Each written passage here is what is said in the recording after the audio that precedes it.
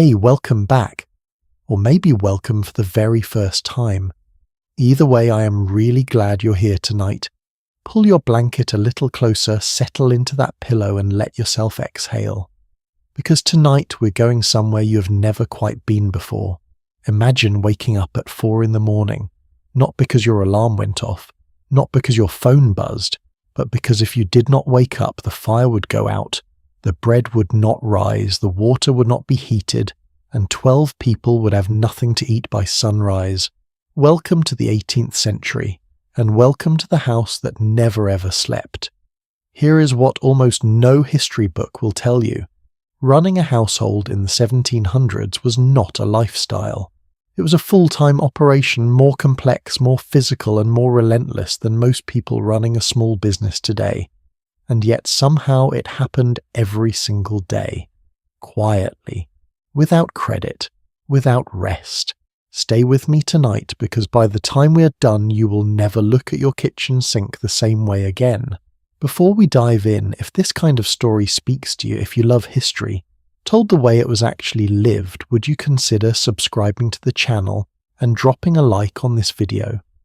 Not because I am asking you to, but because if what I bring you tonight truly moves, you truly makes you feel something, that little gesture means the world to me and helps this channel reach more people who need a quiet story to fall asleep to.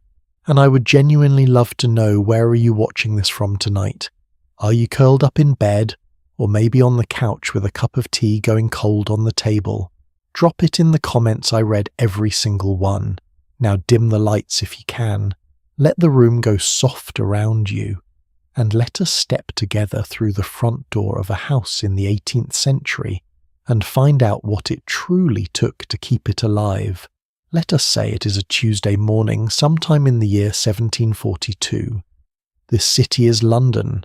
The house belongs to a merchant family, not the aristocracy, not the very poor, but that vast complicated middle ground of people who were respectable, who had ambitions, who cared deeply about appearances, and who are quietly exhausted most of the time. The house has 4 floors. There is a drawing room, a dining room, a study for the husband, a nursery on the upper floor, a kitchen in the basement, and somewhere in between, tucked into the attic, or behind narrow doors, the small airless rooms where the servants sleep. And at 4 a.m, long before the family stirs, the house is already awake, because someone has to light the fires. In the 18th century, fire was not a comfort. Fire was infrastructure. Without it, there was no warmth, no cooked food, no heated water, no way to do laundry, no way to iron clothes, no way to melt wax for candles, no way to bake bread. Every single morning a maid, usually the youngest and most junior in the household, would crawl out of her narrow bed before dawn, often in a room so cold she could see her breath, and make her way down through the dark house, carrying a tinder box. She would kneel in front of the fireplace in the kitchen first, because the kitchen fire was the heart of the whole operation. She would clear out the ash from the night before, which, if you have never done this, is not glamorous. It is grey and fine and it gets into everything. Then she would lay the new fire paper first, then kindling, then coal, and she would strike the flint against steel again and again, coaxing a spark onto the char cloth, blowing gently, willing the thing to catch. On a cold, damp London morning, this could take 20 minutes, sometimes longer, and this was just the beginning. By the time the family came downstairs for breakfast, sometime around 8 or 9 in the morning, dressed and composed and ready to face the day, the kitchen had already been burning for 4 hours, the cook had already been working, the kettle had already been boiled, the bread, if there was fresh bread, had already been shaped and set to prove. Everything the family experienced as a civilized morning had been constructed piece by piece in the dark. Now here is something that genuinely surprised me when I first learned it. The 18th century household was not chaotic. It was not muddled or improvised or running on hope. It was in many ways extraordinarily organized. There were schedules, hierarchies, written accounts, and systems so detailed they would impress a modern operations manager. The mistress of the house, and we will spend much more time with her in the next part, kept what was called a household account book. Every candle, every pound of butter, every yard of linen, every tip paid to a delivery boy, written down in ink. Because in a world without grocery stores, without refrigeration, without running water, without any of the invisible systems that keep a modern home functioning, nothing could be left to chance. Historians who have studied surviving household account books from this period describe them as almost breathtaking in their precision. One example from a prosperous English household in the 1760s records the exact cost of firewood by the bundle, the precise amount of flour used per week, the price of eggs on different days of the market, and the wages paid to each servant down to the penny. This was not obsessive tidiness. This was survival strategy. If you ran out of candles in January and had no record of when you last ordered them, you sat in the dark. If you did not track the flour, you ran short before market day. If you did not know what you were paying your cook versus what the household next door was paying theirs, you could lose her in an afternoon. The 18th century household ran on information the same way a business runs on data today. The difference is that nobody called it that. Let us talk about the rhythm of the day because it was nothing like ours. In the 1700s, time moved differently inside a house. There was no electric light to extend the evening, so the day organized itself around the sun in a way we've almost completely forgotten. Summer and winter felt like entirely different worlds to live in. In winter, a London household might have only 8 hours of usable daylight. That meant everything. Sewing, reading, writing letters, teaching children their lessons, doing the fine work that required good vision, had to be crammed into those few hours. After dark you could work by candlelight, but candles were expensive, and using too many was a mark of either great wealth or poor management. Most households operated by a system of strict candlelight rationing. The family might have good wax candles in the drawing room. The servants had tallow made from rendered animal fat which burned smokier, smellier and dimmer. The kitchen worked by firelight whenever possible to save the tallow for the rooms above. And the maids who stayed up late to finish their mending, they often shared a single candle between two of them, leaning in close, working quickly before it burned down. This is the detail that gets me every time. Two women bent over their sewing, sharing one small flame. And this was considered normal. The day itself had an almost musical structure to it. Mornings were for practical labour fires, cleaning, marketing, cooking laundry on wash days. The middle of the day was when the family was most active: visits, errands, lessons, business. Afternoons began to slow. Tea, when it became fashionable later in the century, created a ritual pause that the whole household organised around.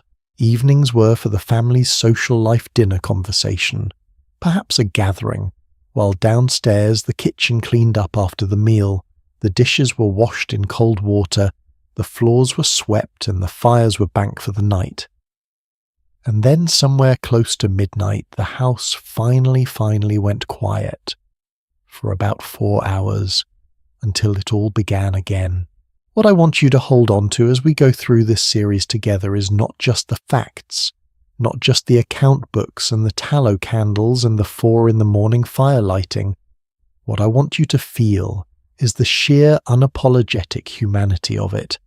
These were people who laughed and worried and loved each other and argued about money and got tired in ways we do not quite understand, because the tiredness of an 18th century household was bone deep and built into the very structure of the day.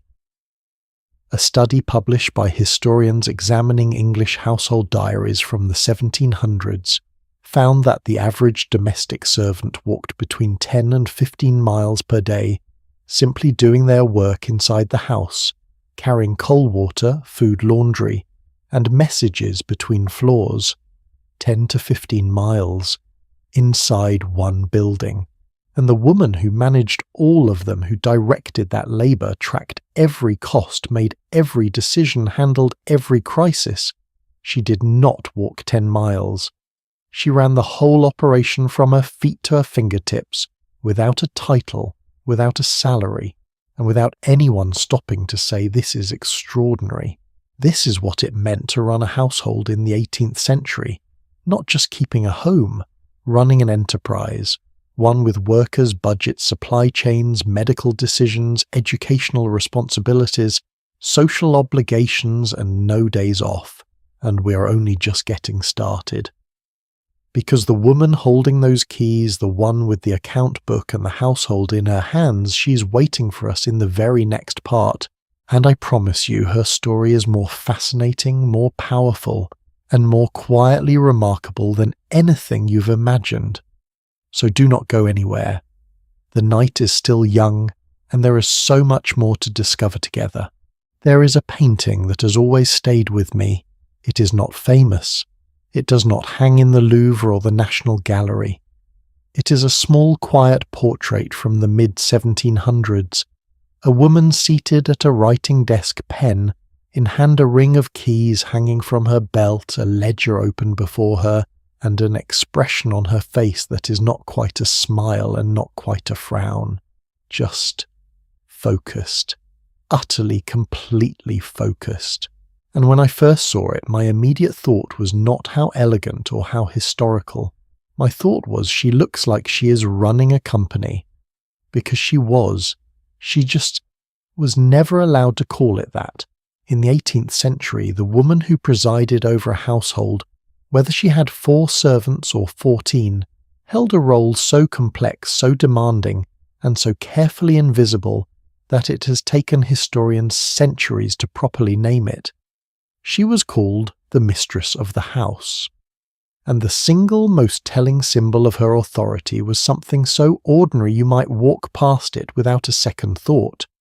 A set of keys, not decorative, not ceremonial. Real heavy iron keys, one for the linen closet, one for the china cupboard, one for the tea chest, one for the wine cellar, one for the silver cabinet, one for the medicine stores. In a prosperous household, a mistress might carry 10 or 12 keys on her belt at all times, and every single lock they opened represented something that could not be accessed without her. Think about that for a moment. Tea was locked away because it was extraordinarily expensive in the 1720s. A pound of good quality black tea cost roughly the equivalent of a domestic servant's wages for a full week. Sugar was locked away. Spices were locked away. Wine was locked away. Even candles were sometimes locked away and distributed one by one. The mistress of the house was not simply a manager. She was the keeper of everything that kept the household alive. And losing those keys, misplacing them, letting them fall into the wrong hands was not an inconvenience. It was a crisis. Now I want to ask you something, and I genuinely mean this as a real question. Have you ever been in a situation where you are completely responsible for something? A project, an event, a group of people, and no one above you had any idea how much was riding on your decisions? Where you made 100 small calls every day, and if you got them right, everything ran smoothly and no one noticed. And if you got one wrong, the whole thing came apart. That was the daily reality of the 18th century housewife. And I use that word carefully, not as a diminishment, but as a description of someone doing work that was genuinely staggering in its scope. Let us talk about what she was actually responsible for, because the list is longer than most people realize. She managed the household budget, not a vague sense of it, but the precise tracking of every shilling coming in and going out in an era when cash flow was unpredictable, credit was personal and fragile, and one bad quarter could unravel a family's entire social standing. She hired, trained, and dismissed the servants, and this alone was an art form. We will explore that world in much more depth later in our series, but for now consider that in a household with 5 or 6 staff, the mistress was effectively a human resources department, a conflict mediator, a trainer, and a labour court all rolled into one. She managed the food supply, not grocery shopping as we know it, but strategic purchasing, preservation planning, and seasonal budgeting. What to buy at the autumn market, how much salt pork to lay in for winter, whether the household could afford fresh fish this week, or whether they needed to make do with dried. She oversaw the physical maintenance of the house linens, curtains, furniture repairs, the constant battle against damp, and moths and mice and soot. She managed the social calendar, the dinners, the calls, the letters of invitation, and regret, the careful navigation of who ranked above whom, and what that meant for seating arrangements. And she did all of this while also being expected to be a devoted mother, an attentive wife, a gracious hostess. And here is the part that really gets me to make it all look effortless. Because a well-run household was supposed to appear to simply be well-run, as though it happened by itself, as though no one was working particularly hard, as though the clean floors and the perfectly pressed linen and the impeccably timed dinner just materialized. The invisible labor of competence. There is a woman I want to tell you about. Her name was Elizabeth Shackleton, and she lived in Lancashire, England in the second half of the 18th century. She was not famous. She was not titled. She was a widow, first of a textile merchant and later of a lawyer, and she ran her household with a level of precision and intelligence that, had she been a man, would almost certainly have made her a successful merchant or estate manager in her own right. We know about Elizabeth because she kept diaries.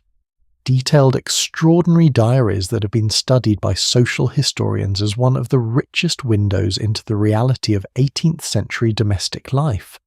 And what those diaries reveal is not the soft, genteel picture of a lady of leisure. They reveal a woman who was constantly working.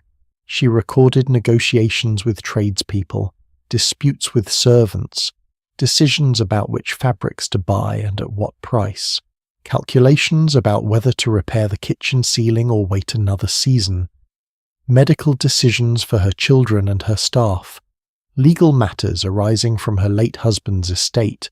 On one particular day in the 1770s, her diary records that she resolved a dispute between two of her maids, wrote 4 letters on household business, reviewed the accounts, with her housekeeper visited a sick servant, oversaw the salting of a side of beef and attended an afternoon call all before dinner, one day.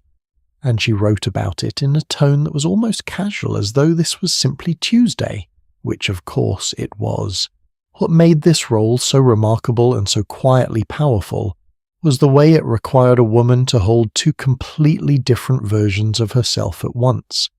In the front rooms of the house she was grace itself, composed, unhurried, delightful company, pouring tea with a steady hand, receiving guests with warm formality, conversing on topics of fashion, literature, and society with practiced ease, and at the same time in her mind always running in the background was the list. The cook needed new instructions for Thursday's dinner because the butcher had not delivered the expected cut. The housemaid had been insolent to the cook, and something needed to be done before it became a real problem. The linen needed counting before it went to the laundress because the last time 3 napkins had gone missing. The quarterly bills were due, and the grocer's account needed checking against her own records before she paid it. She sat in the drawing room perfectly still, apparently absorbed in the conversation, and she was managing an enterprise in her head. I find that almost beautiful in an exhausting kind of way. Here is something that surprises people when they first encounter it. Many of these women were genuinely deeply educated in the practical arts of household management, not informally, not by accident, but through deliberate study. In the 18th century, there was a thriving genre of books specifically written for women running households. Hannah Glass published The Art of Cookery Made Plain and Easy in 1747, and it became one of the best-selling books of the entire century, not just in England, but in the American colonies as well, where it went through multiple editions. But here is the thing about Hannah Glass's book that most people do not know. It was not just a cookbook, it was a manual of household economics. It included detailed guidance on calculating costs, stretching provisions, identifying when tradespeople were overcharging, how to preserve food safely, how to manage a kitchen budget across different seasons. She wrote with a directness and a practicality that was almost radical for the time, a woman writing for women, speaking plainly about money and management and the real, unglamorous work of keeping a house running. Another essential text was The Complete Housewife by Eliza Smith, published in 1727, which ran to 18 editions over the following decades. 18 editions in the 18th century. That is not a niche publication. That is a phenomenon. These books were read, annotated, argued with, passed between sisters and mothers and daughters, pressed into the hands of young women about to marry. They were taken seriously because the work they described was serious. And yet, and this is the tension at the heart of everything we are exploring tonight, all of this work existed in a strange legal and social shadow. Because in England, under the common law doctrine known as coverture, a married woman had almost no independent legal identity. She could not own property in her own name. She could not sign contracts. She could not bring a lawsuit. She could not, in most circumstances, control the money she managed so carefully. Legally speaking, she and her husband were one person, and that person was him. So here is the extraordinary paradox. A woman might manage thousands of pounds worth of household resources over the course of a year. She might negotiate with tradespeople, make decisions that directly affected the family's financial well-being, extend and collect informal credit within her social network, and run an operation of considerable complexity. And yet, she owned none of it. Not the keys on her belt, not the ledger in her hand, not the house she ran so completely. Some historians have called this the most efficient unpaid labour arrangement in Western history. I think they have a point. But here is where I want to offer a different angle, because I think the story of the 18th century housewife gets misread sometimes in both directions. On one side, there is a tendency to romanticize it, to paint these women as serene, capable paragons gliding through beautiful houses in beautiful gowns, managing everything with a smile. And on the other side, there is a tendency to present them only as victims trapped invisible, powerless. The truth, as it so often is more interesting than either of those pictures. These women exercised real power. Within the walls of their households, their authority was genuine and substantial. A housekeeper who displeased her mistress was gone. A tradesperson who tried to cheat on the bill found themselves replaced.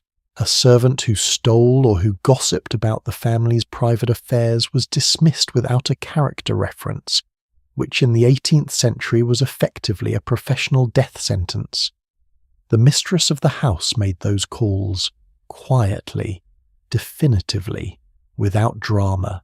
And in the social sphere, in the management of relationships, alliances, and the informal networks of patronage and favour that held 18th century society together, women operated with a sophistication and effectiveness that formal history has consistently underestimated.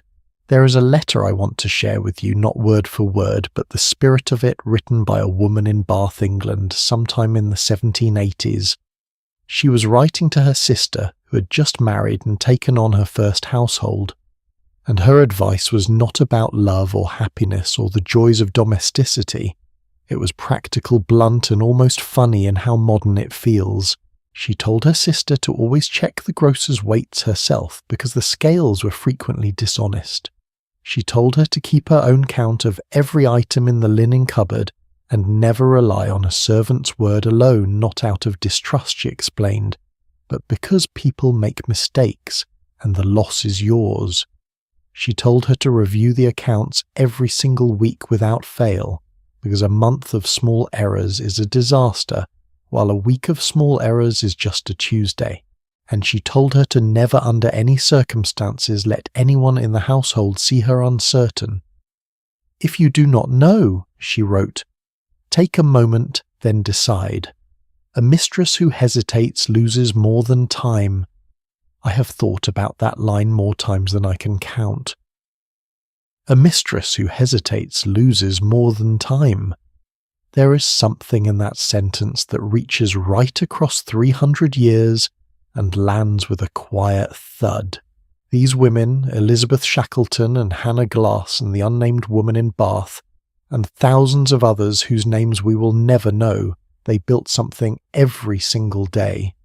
They built order out of chaos, warmth out of cold nourishment, out of raw materials, and stability out of a world that offered women almost none of it by law or by custom.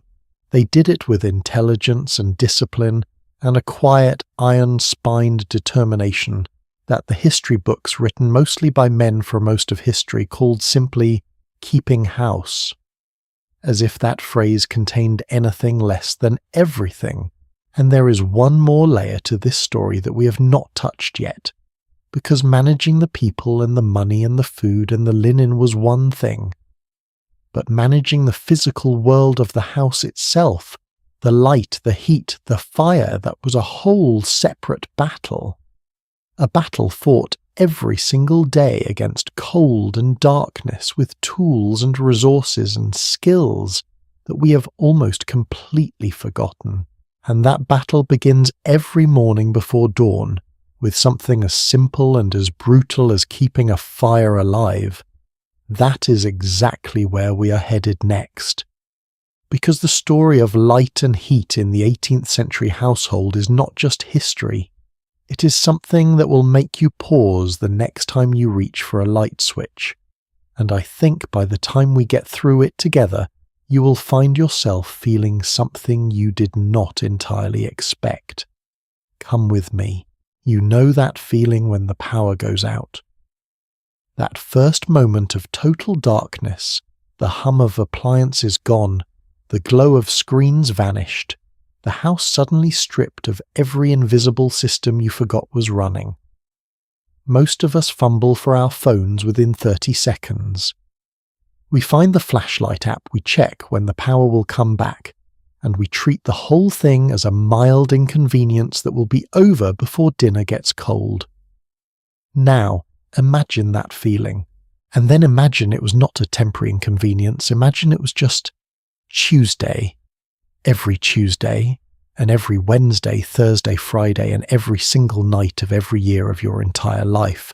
Welcome back to the 18th century, and tonight we're going somewhere that most histories completely overlook. Not the grand rooms, not the candles flickering prettily at a dinner party.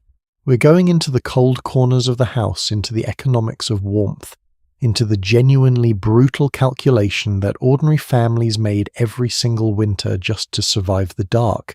Let me give you a number that stopped me cold the first time I encountered it. In London in the 1750s, a working-class family, a craftsman, say, or a shopkeeper, spent somewhere between a quarter and a third of their entire annual income on fuel and light. 1/3 on coal and candles. Not food, not rent, not clothing. Just the cost of not being cold and not being in complete darkness. When I first read that figure, I sat with it for a long time, because it means that warmth and light things we now treat as such basic, unremarkable utilities that we barely notice the bill were for most 18th century families a genuine luxury, something to be rationed, strategized over, and carefully managed.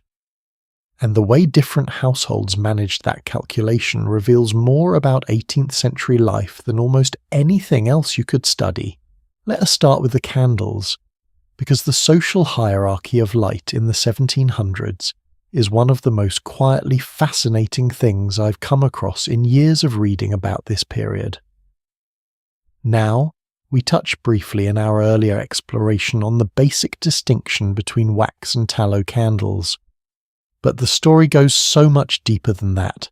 In the 18th century, there were essentially 3 different worlds of candlelight, and which one you lived in told the world exactly who you were.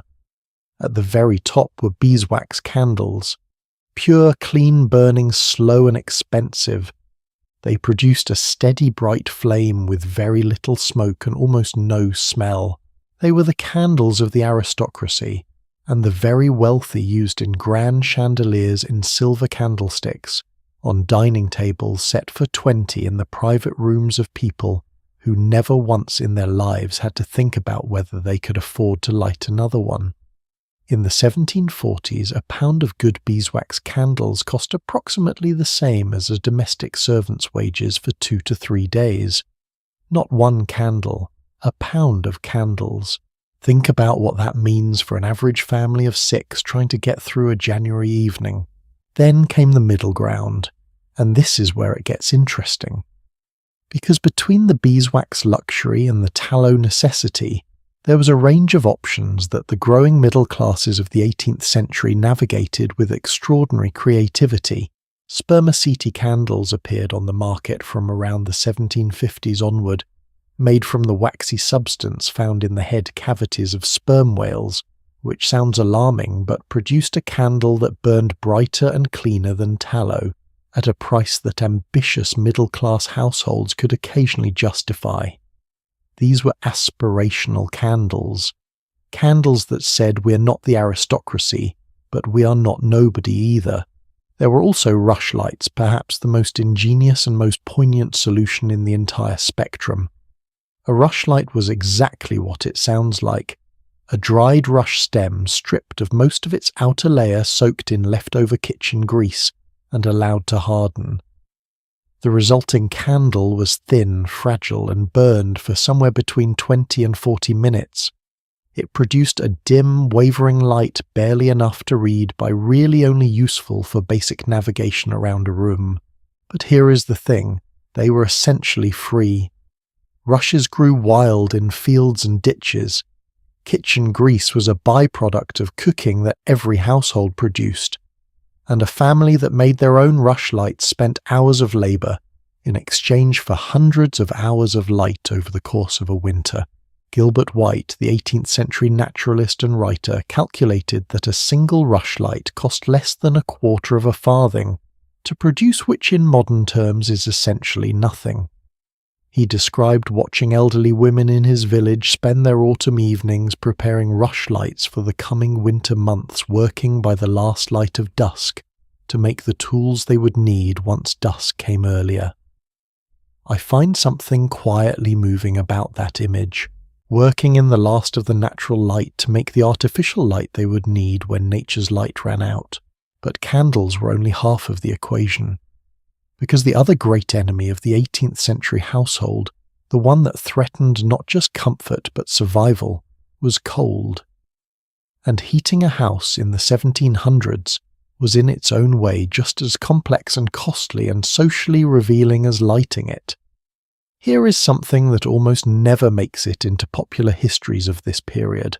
In Britain, the shift from wood to coal as the primary household fuel happened largely in the 17th century, well before our story begins, and by the 1700s coal was already the dominant fuel in London and most English cities, which sounds like progress, and in some ways it was. Coal burned hotter and longer than wood. A good coal fire, properly maintained, could heat a room more effectively than almost any wood fire of comparable cost. And this is a significant, but coal had problems that wood did not. It produced thick, sulphurous smoke that blackened walls, damaged lungs, and turned the fog of 18th century London into something closer to a physical object than a weather condition. It required a specific kind of grate to burn properly, meaning households had to invest in iron equipment that itself cost money. It produced ash and clinker that had to be cleaned out regularly, which was dirty physical work. And it could not simply be gathered from a forest or a hedgerow. It had to be purchased, delivered by coal merchants whose weights and measures were notoriously difficult to verify, stored in a coal cellar, which was another thing a house needed to have, and paid for in advance before winter arrived, which meant that for a working class or lower middle class family, coal was a bill that landed in early autumn like a small disaster. Can I tell you about something called the coal factor? Because I think this detail, more than almost any other, captures the economic anxiety that sat at the centre of 18th century domestic life. A coal factor was an agent, a middleman who sat between the coal producers in the north of England and the households in London who needed coal to survive the winter. And the system they operated was, to put it politely, not always designed with the customer's interests in mind.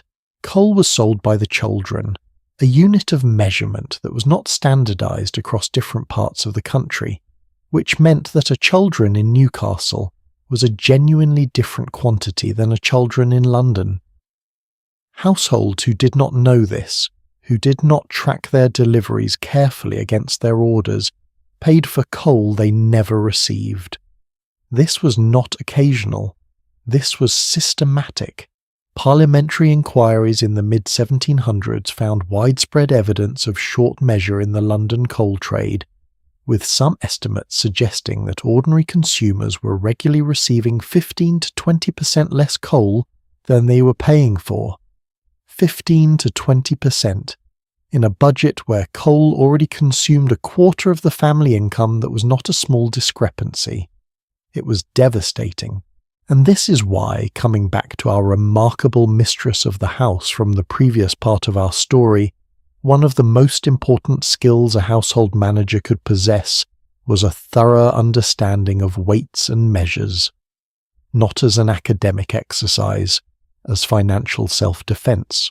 Now here is something I want you to sit with for a moment, because it speaks to a kind of resilience I find genuinely admirable. Despite all of this, the expense, the rationing, the short measures, the smoke, the cold, 18th century households developed an almost architectural approach to warmth. They did not heat their entire houses, they heated the rooms they were in. This sounds obvious, perhaps even simple. But the implications were profound. The design of 18th century furniture, clothing, and daily routine was shaped almost entirely around the reality of the single heated room. Wingback chairs, those high-sided, enveloping armchairs that we now think of as purely aesthetic, were originally designed to shield the sitter from the cold draughts that inevitably circulated even in a room with a good fire. The wings caught the warmth and held it around the person sitting in the chair. They were personal heating systems built into the upholstery. Heavy curtains were hung not primarily for privacy, but for insulation to keep the heat that the fire produced from escaping through the thin, single-glazed windows that most 18th century houses had. Bed hangings, the thick curtains that enclosed a four-poster bed on all sides, served the same function. You climbed into bed, you drew the curtains around you, and you created a small human-warmed tent within the larger cold room. Bed-warming pans, long-handled copper pans filled with hot coals or embers slid between the sheets before you got in were not a luxury item. In a house where the bedroom temperature in January might be barely above freezing a warmed bed, was the difference between comfortable sleep and a genuinely miserable night. And getting into a cold bed in the 18th century was not the mild discomfort of modern experience. It was climbing into something closer to refrigerated linen. Your body heat would eventually warm it, but the first minutes were by all accounts in the diaries and letters of the period a small ordeal in themselves, something that tends to surprise people when they first learn about 18th century heating is the sheer amount of physical work involved in simply maintaining warmth. We have talked about lighting fires, but maintaining them was its own labour. A coal fire needed to be tended, regularly fed, raked, adjusted to keep it burning efficiently rather than smouldering wastefully. Coal that smouldered produced more smoke and less heat, which was both unhealthy and expensive. The ideal coal fire required a specific depth of coals, a specific draft through the grate, and regular attention throughout the day. In a household with multiple fireplaces and a prosperous house, might have 8 or 10 keeping every fire at the right level of burn throughout the day was essentially a full-time job for one person. Add to this the carrying. Coal was stored in the cellar. The fires were distributed throughout the house across multiple floors. Every bucket of coal that fed those fires was carried by hand upstairs across hallways, through the rooms of the house by servants whose backs and arms bore the quiet evidence of this labour every single day. Historians studying the physical records of 18th-century working-class women have noted significantly higher rates of musculoskeletal stress injuries in the shoulders and spine compared to women of the same period who did not perform domestic service. The work of keeping a house warm left its mark on the body, often permanently. And then there was the smoke. Oh, the smoke.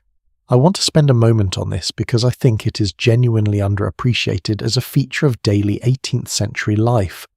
A coal fire in an 18th century grate, even a well-maintained one, produced significant quantities of smoke.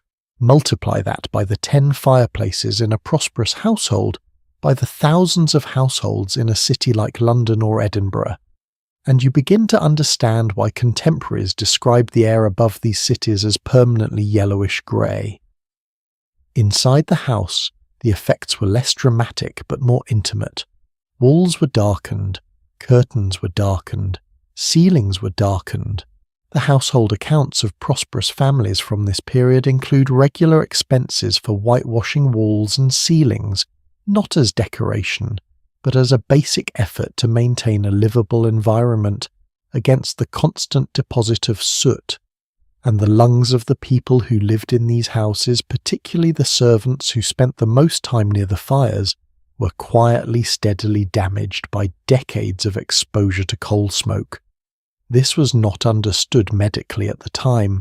The connection between smoke inhalation and respiratory illness would not be clearly established for another century or more, but the evidence is there in the historical record, in the patterns of illness and early death that characterized the lives of domestic workers in 18th century cities. The warmth that kept the household functioning carried a cost that the people paying it could not even name. I think what moves me most about all of this, the candle rationing, the coal budgets, the wing-back chairs and the bed curtains and the rush lights soaking in kitchen grease, is not the hardship of it. It is the ingenuity, the constant creative, relentless human ingenuity of people who did not have the luxury of complaint. They could not turn up a thermostat. They could not order more light from a switch on the wall. Every degree of warmth, every hour of illumination was something they made themselves through labour, through planning, through an intimate daily negotiation with the physical world around them. And they built beautiful homes inside all of that difficulty, homes that were warm enough and light enough and human enough to hold families and arguments and celebrations and grief and laughter, all the things that homes are actually for. We've spent this part of our evening with fire and light and coal and the cold that waited just beyond the edge of every flame, and now I want to take you somewhere even more fundamental.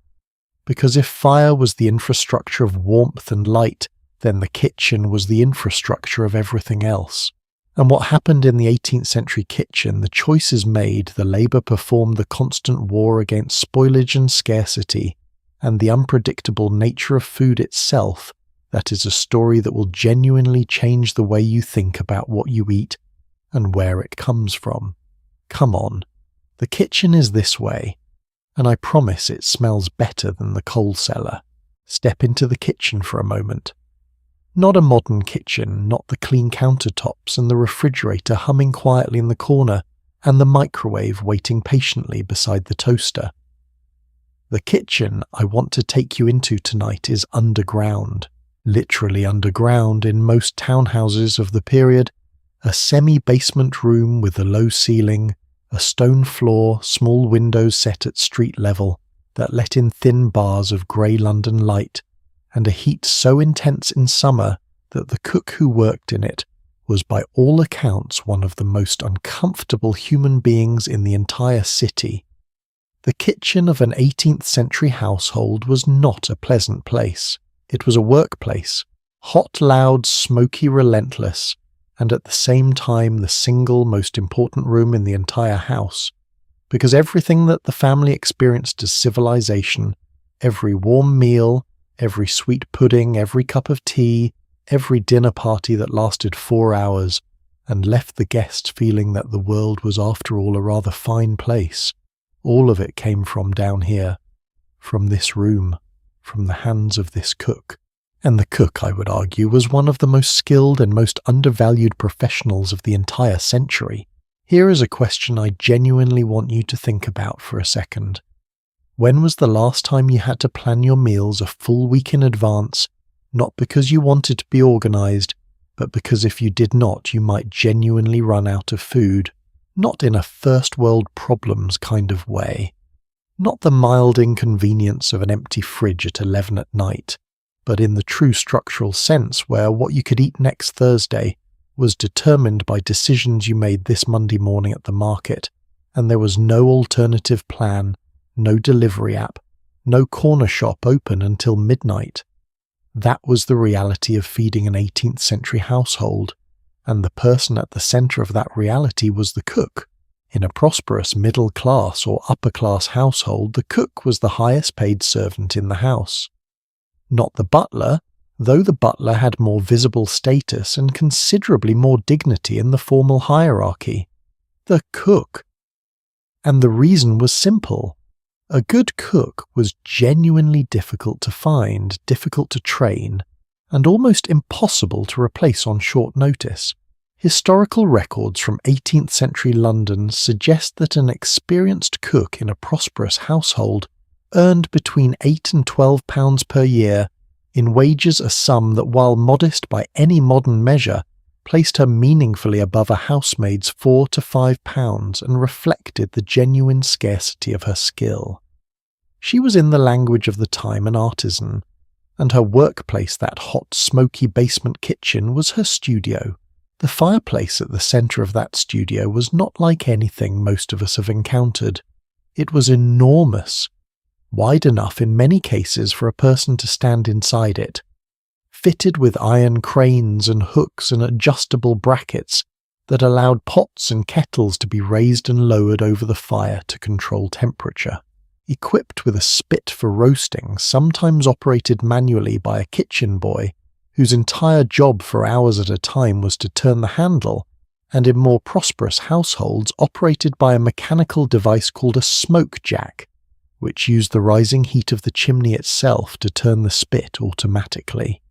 The smoke jack is, now that I think about it, a genuinely elegant piece of engineering.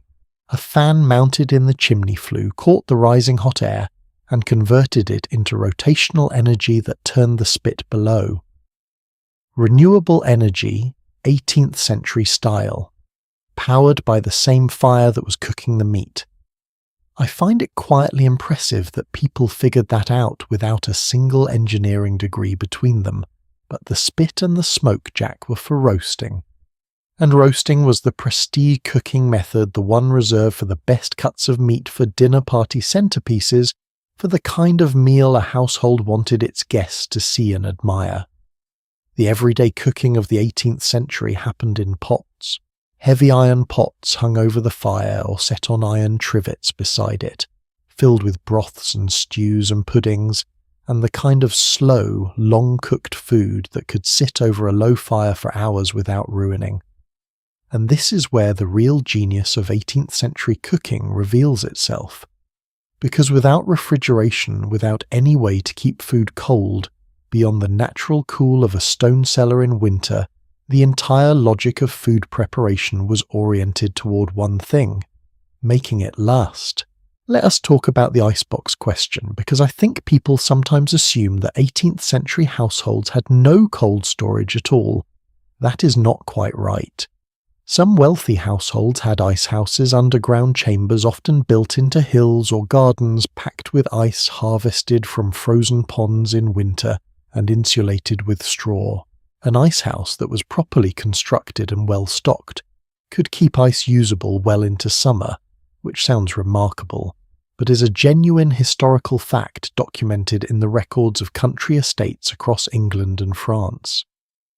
The problem was that icehouses cost money to build, required land to situate, and demanded the annual labour of ice harvesting, which meant they were for practical purposes available only to the aristocracy and the very wealthy. For everyone else, cold storage meant the stone larder shelf, the cool cellar, and the careful, constant management of whatever food you had on hand. So how did they actually keep food safe? The answer is a combination of methods that are simultaneously ingenious, and by modern standards occasionally alarming. Salt was the cornerstone of everything. Salt preserved meat and fish through a process we now understand as osmosis, drawing moisture out of the food and creating an environment where the microorganisms responsible for decay struggled to survive. 18th-century households that could afford it laid in large quantities of salt pork, salt beef, and salt fish at the beginning of winter, stored in wooden barrels or ceramic crocks to see the family through the months when fresh meat was scarce or expensive. The quality of this salted meat varied enormously. At its best, properly prepared salt beef from a reliable butcher was genuinely edible and nutritionally adequate. At its worst, which occurred more often than the historical record tends to acknowledge, it was tough, intensely salty, sometimes rancid in patches, and required hours of soaking in fresh water before cooking simply to make it palatable. And yet people ate it, because the alternative was going without. Beyond salt smoke was the second great preservative. Smoked hams, smoked fish, smoked sausages. The smoke deposited compounds on the surface of the food that inhibited bacterial growth, while simultaneously drying the outer layers to create a barrier against further contamination. Most farmhouses and many town households had a chimney space, or a purpose-built smokehouse where meat could be hung and slowly treated over days or weeks. The resulting products were not delicate. 18th-century smoked ham was considerably saltier, drier, and more intensely flavoured than anything you would find in a modern supermarket. But it would keep for months. And in a world where keeping food was the primary challenge, months of preservation was worth almost any sacrifice in texture. Then there was the art, and I use that word deliberately, of working with food that was no longer at its best. This is the part of 18th century cooking that food historians tend to handle carefully, because it raises questions about what we now consider food safety standards. But I think it deserves honest attention because it tells us something real and important about the daily choices of people who simply could not afford to throw things away. Meat that had begun to turn was not automatically discarded. The outer surface might be trimmed away and the interior soaked in vinegar, or rubbed with salt or submerged in a strong marinade. Strong spices, pepper, cloves, nutmeg were used not only for flavour, but for their antimicrobial properties, which were understood empirically even if the microbiology was not. A cook who could take a piece of meat that had been in the larder a day too long and turn it into something the family would eat without complaint was not cutting corners. She was demonstrating a professional skill that was genuinely valued. Hannah Glass's cookbook, which we mentioned earlier in our series, includes multiple recipes that are essentially rescue operations for food in this condition. Recipes designed to make the best of what you had rather than what you wished you had. That philosophy, waste nothing, manage everything, make every ingredient count, was not a trendy ethos. It was a survival strategy.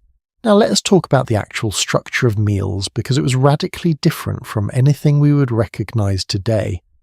In the 18th century, the main meal of the day was not dinner in the evening, as it is for most modern households. It was dinner in the early to mid-afternoon, typically around 2 or 3 in the afternoon for the middle classes, and sometimes as late as 4 or 5 for the aristocracy, whose schedule was governed entirely by their own preference. This meant that the morning was functionally the preparation period. The cook and her assistants worked from early morning, sometimes from 6, sometimes earlier, preparing the dishes that would appear on the table around midday. Breakfast, by contrast, was a relatively simple affair, bread and butter, perhaps some cold meat left from the previous day's dinner, tea or coffee, and little else.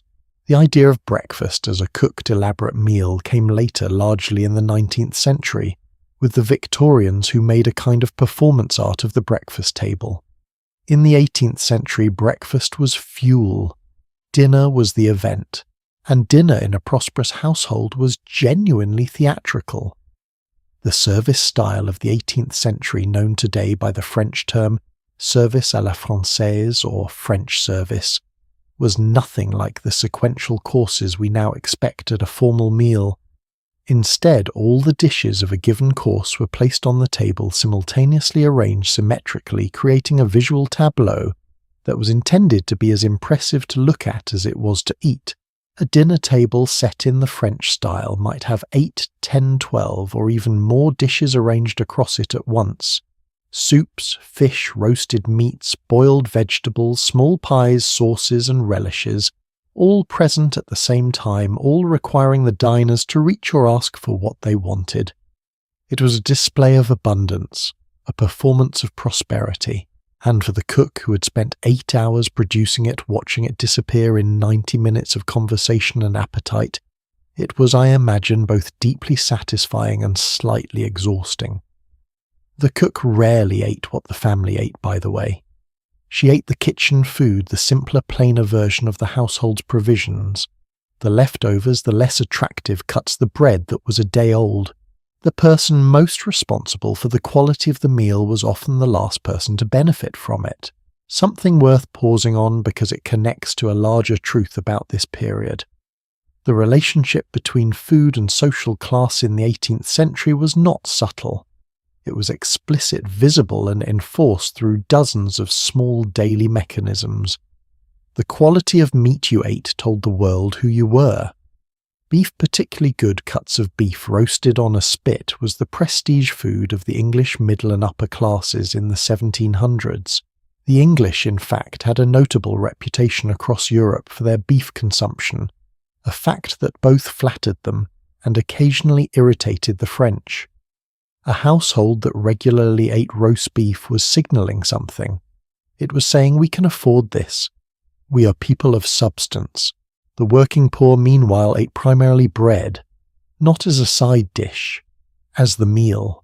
A working-class family in London in the 1750s might spend 60 to 70% of their food budget on bread alone, buying it daily, since they had no way to store it from the baker, whose quality and honesty varied enormously.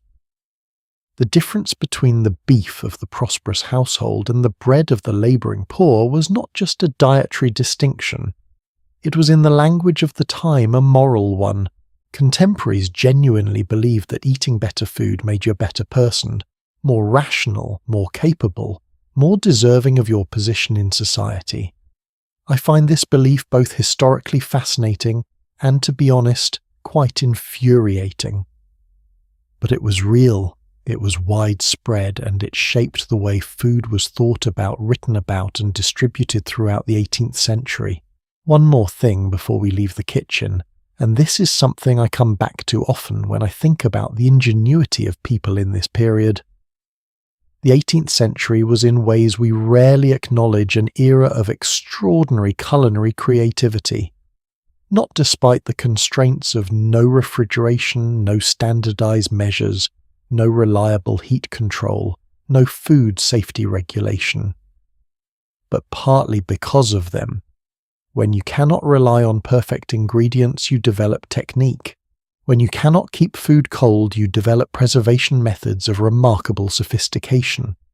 When you cannot control your oven temperature precisely, you learn to read heat through touch and sight and smell and instinct accumulated over years of practice.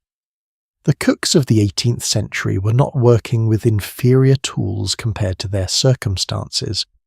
They were masters of their circumstances, and the food they produced, the great roasts and the slow braises and the elaborate puddings and the carefully spiced preserves, was the product of minds and hands that were in their own domain genuinely extraordinary. We have spent this part of our journey in the kitchen, in the heat and the smoke and the remarkable complexity of feeding a household, before the modern world made it so effortless that we forgot it was ever hard. But there is another dimension of 18th century domestic life that touches on something even more fundamental than food. Something so basic that we have engineered it entirely out of our awareness. Water, where it came from, how much labour it took to get it, and what happened to everything that left the household in the other direction. Because the story of water and waste in the 18th century house is not a comfortable one, but it is a deeply human one, and it begins with a question that no one in the 18th century ever had to ask because the answer was always the same. The answer was, you go and fetch it yourself. Come with me. All right. Before we go any further, I have to be honest with you about something. This next part of our story is not the prettiest. It is not the gleaming silver keys of the mistress of the house, or the artistry of the cook with her smoke jack and her spiced preserves. What we're about to explore is the part that the beautiful paintings of the 18th century leave out entirely. The part that existed right behind the elegance, underneath it really, and I think it matters not to shock you, not to make you feel superior to people who lived 3 centuries ago, but because understanding this particular dimension of 18th century life changes everything about how you understand everything else. It tells you why people moved the way they did through their days, why certain customs existed, why certain rooms were built where they were, and why, frankly, the development of the modern municipal water supply was not a minor improvement in urban infrastructure. It was one of the most significant public health achievements in human history. We just never really talk about it that way. Let us start with a single, deceptively simple question. Where did the water come from? In the 21st century, that question barely registers. You turn a tap, water appears, and the entire chain of events that makes that possible, the reservoirs, the treatment plants, the pressure systems, the miles of underground pipe is invisible, silent, and essentially never thought about. In the 18th century, water was visible. Audible, even you could hear it being carried. In London, by the mid-1700s, there were actually water companies operating wooden and then lead pipes that brought water from the Thames and from local springs into parts of the city. But here is the thing that most people do not realise. These pipes did not deliver water continuously. They delivered water for a few hours on certain days of the week, typically 2 or 3 times per week, to standpipes or cisterns in the street, or in better neighbourhoods into a cistern in the house's basement. What that meant in practice was that every household in the city had to store the water it needed and make that stored water last until the next delivery day. A typical London household in the 1700s might have a lead-lined wooden cistern in the basement, holding somewhere between 100 and 200 gallons. That sounds like a lot. Until you start calculating what a household of 10 people, family and servants combined, actually needed in a day. Cooking, cleaning, laundry, personal washing, scrubbing floors, watering the kitchen garden if there was one, supplying the horses if there were horses. Historians who have studied 18th century household water estimate that even a fairly modest household required somewhere between 40 and 60 gallons of water per day for basic functioning, which means a cistern that held 200 gallons gave you at best 3 or 4 days of supply between delivery days.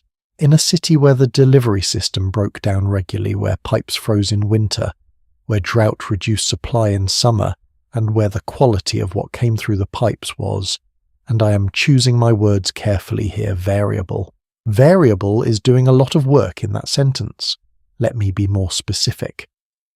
The Thames, from which much of London's water was drawn in the 18th century, was not a clean river. It was the same river into which the city discharged its waste. Not metaphorically, literally and directly.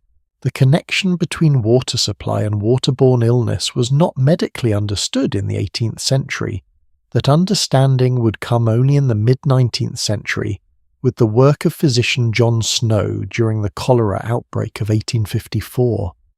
But even without the germ theory of disease, the people of the 1800s were not entirely without senses. They could smell the river, they could taste the water, and they developed a hierarchy of water sources that reflected, however imperfectly, a practical understanding that some water was safer than others. Spring water was prized and sold from carts in city streets.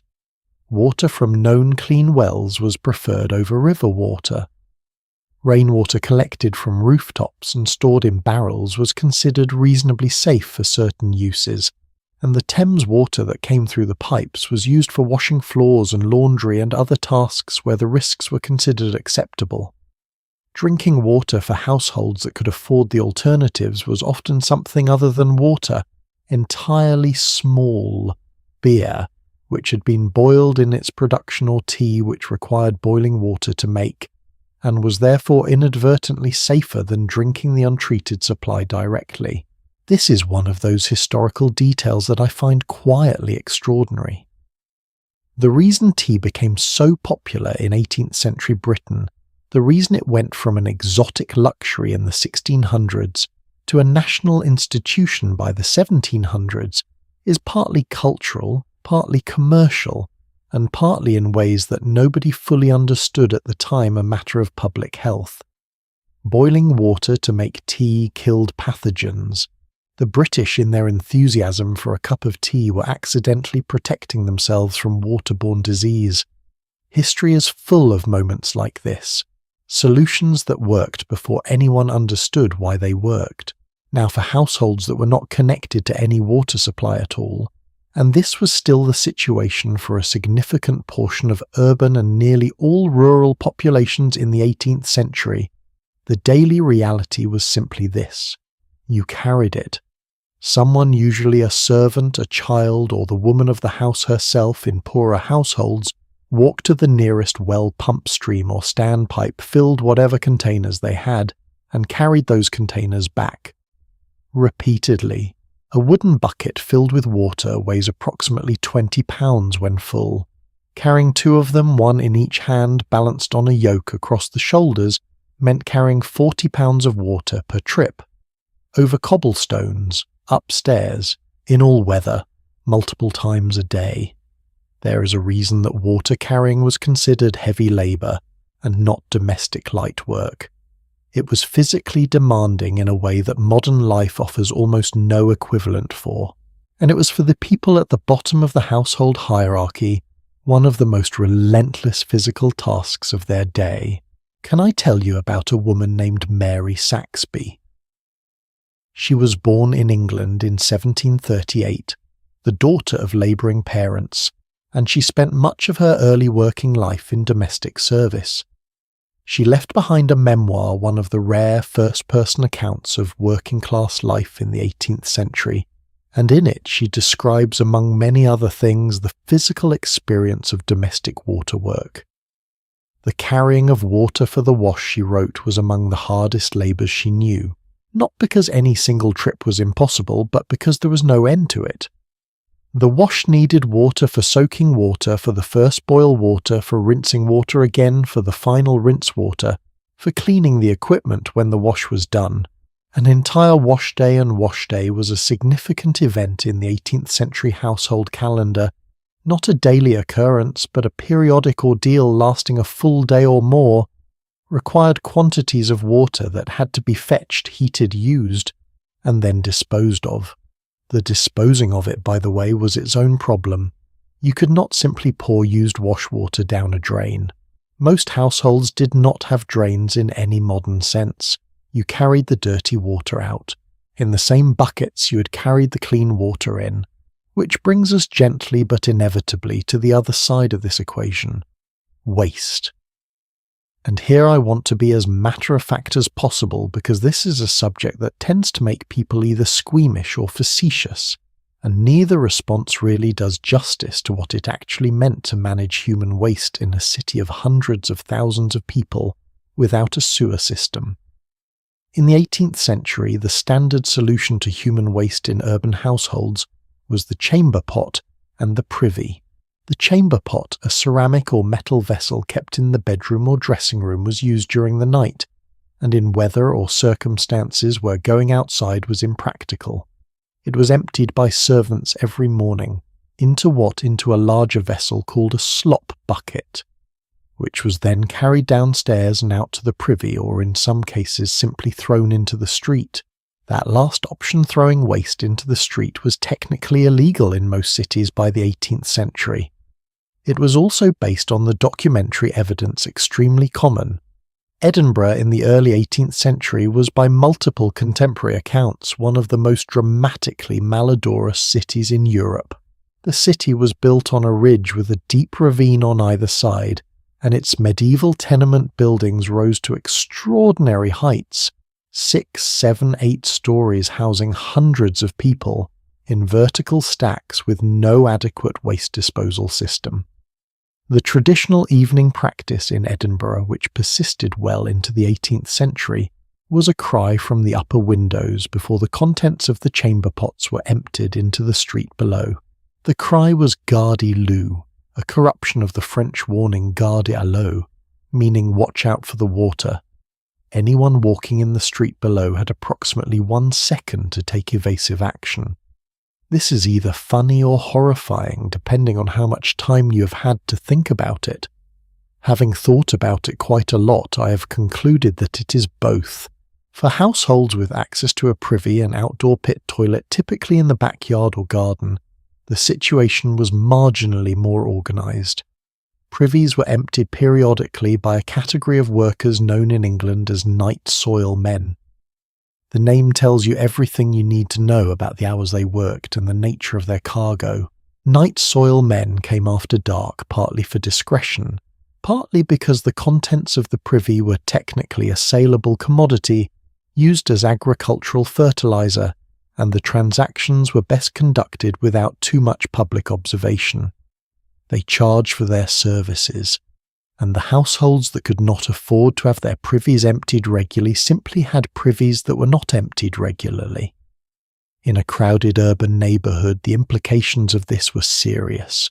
Waste seeped into soil, soil contaminated wells, well-supplied drinking water. The cycle was invisible to the people living inside it, but it was real, and it killed people in ways that would not be understood or interrupted for another century and more. Inside the house, the daily management of personal hygiene followed its own logic, one shaped entirely by the scarcity and labour cost of water. The modern concept of daily bathing, immersing the full body in hot water every single day, did not exist in the 18th century, even among the wealthy. This is often presented as evidence that people in the past were simply dirty. I think that framing misses the point entirely. People in the 18th century were clean in the ways they could be clean given the resources they had. They washed their hands and faces regularly, multiple times a day in fact. They washed their feet. They changed their linen, the shirts and shifts and undergarments worn against the skin as frequently as their means allowed, because linen absorbing sweat and then being laundered was understood to be the primary mechanism of personal cleanliness. The concept was not that the body should be immersed in water daily.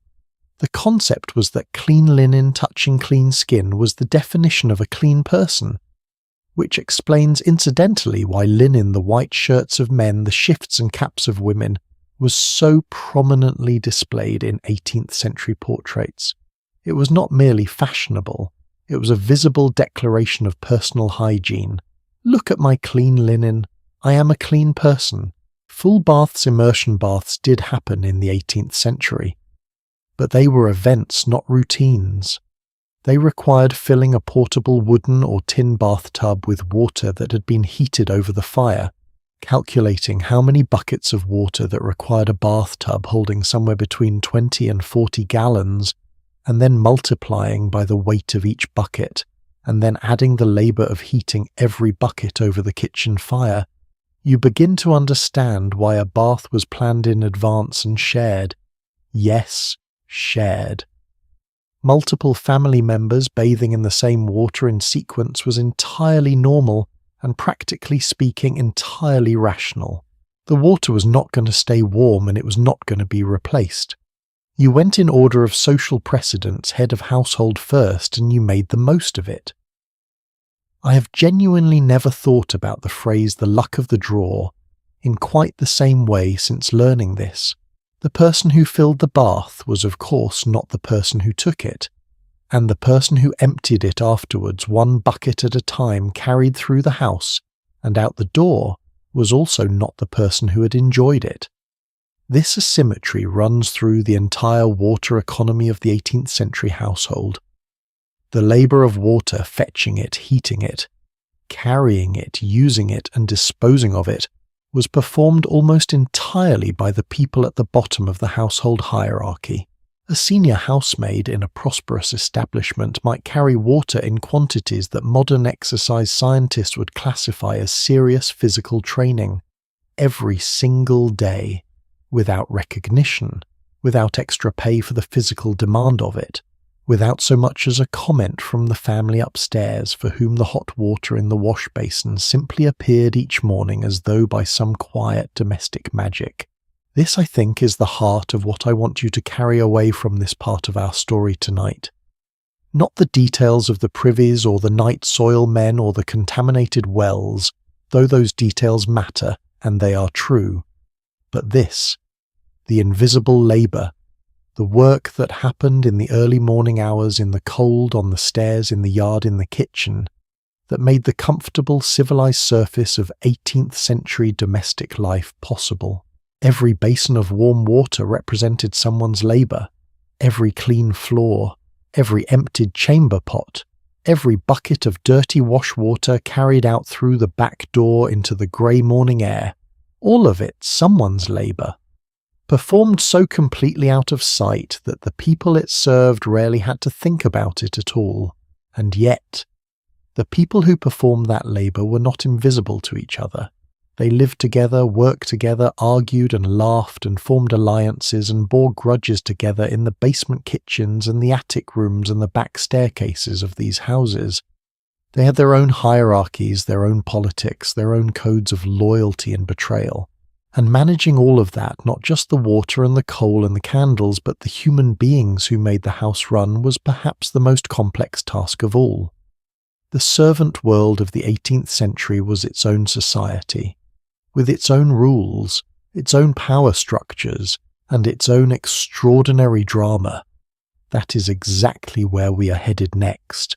Because the story of who those people were, where they came from, what they wanted, what they feared, and what they were capable of, is more human, more complicated, and more surprising than most history books have ever given them credit for. Stay with me. Picture this scene.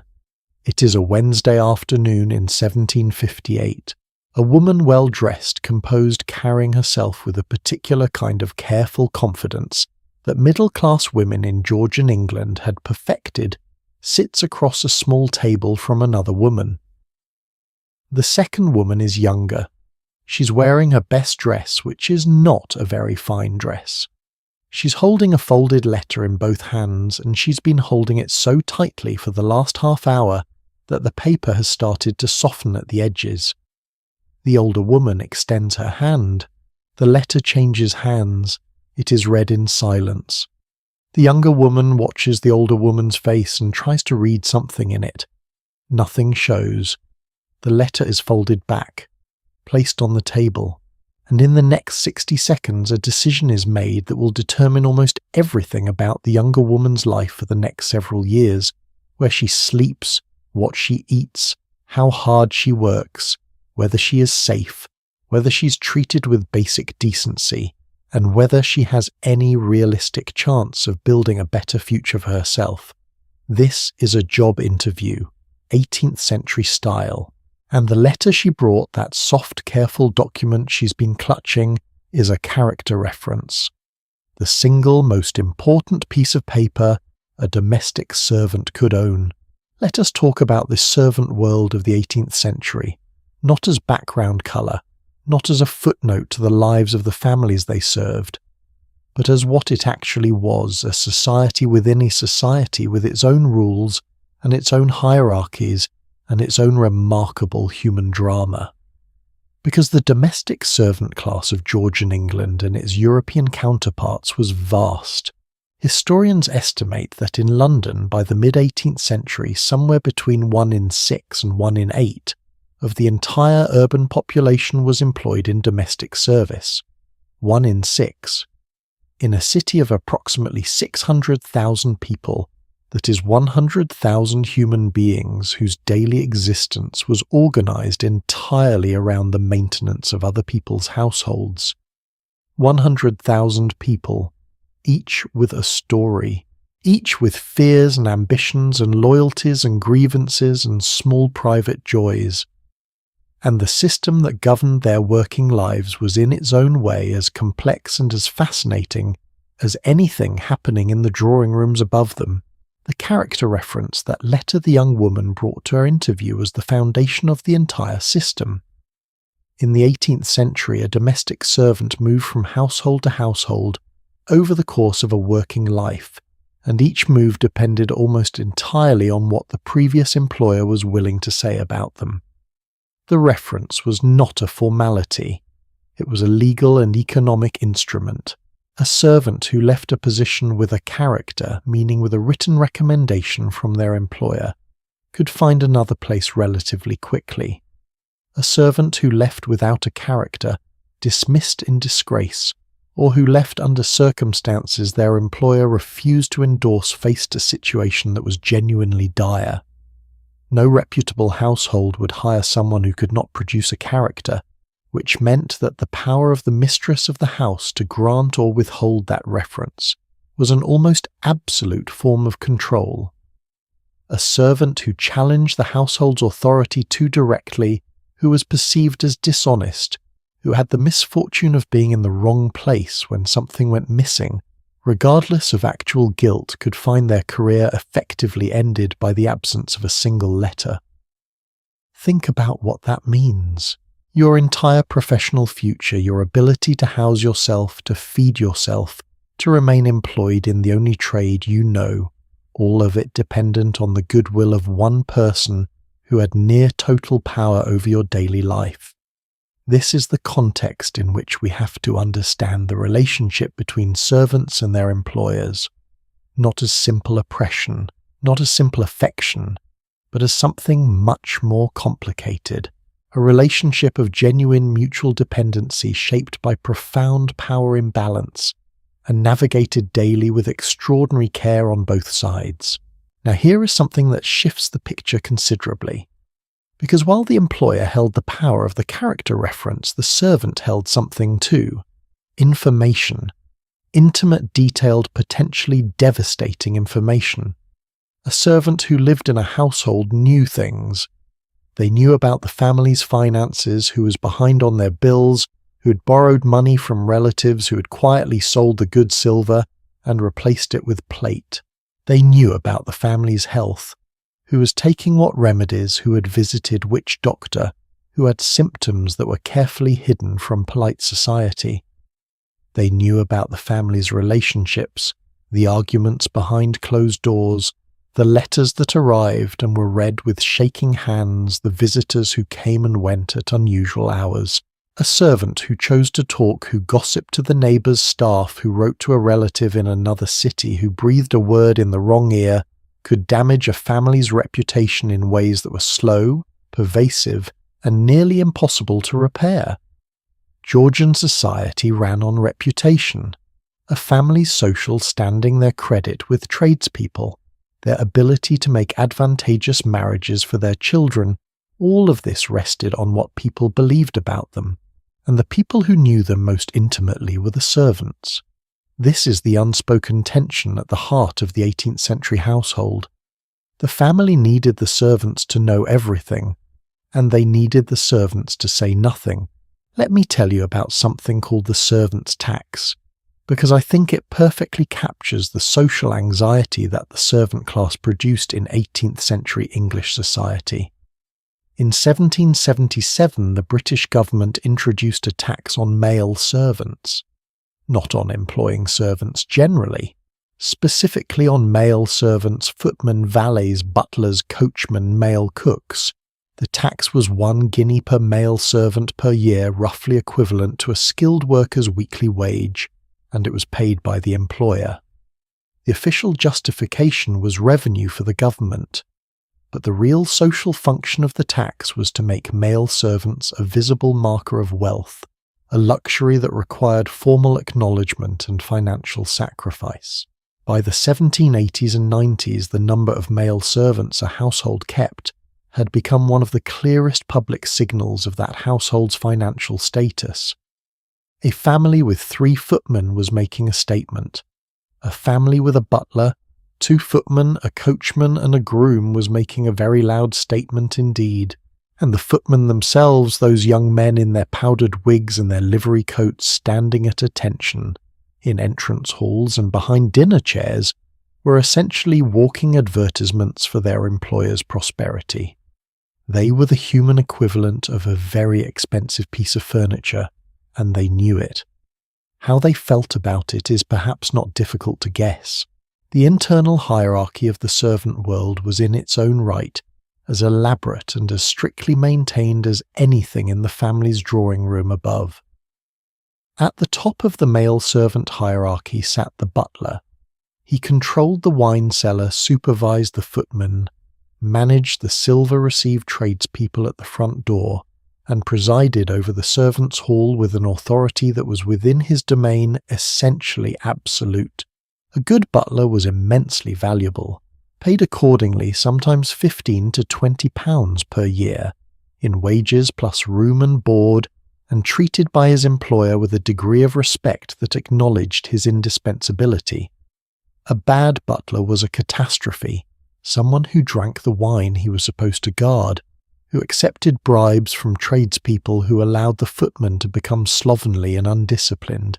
The stories of dishonest butlers in 18th century literature are so numerous and so consistent that historians have concluded they reflect a real social anxiety rather than mere narrative convention. Below the butler came the footmen, typically young men chosen partly for their height, because taller footmen looked more impressive in livery.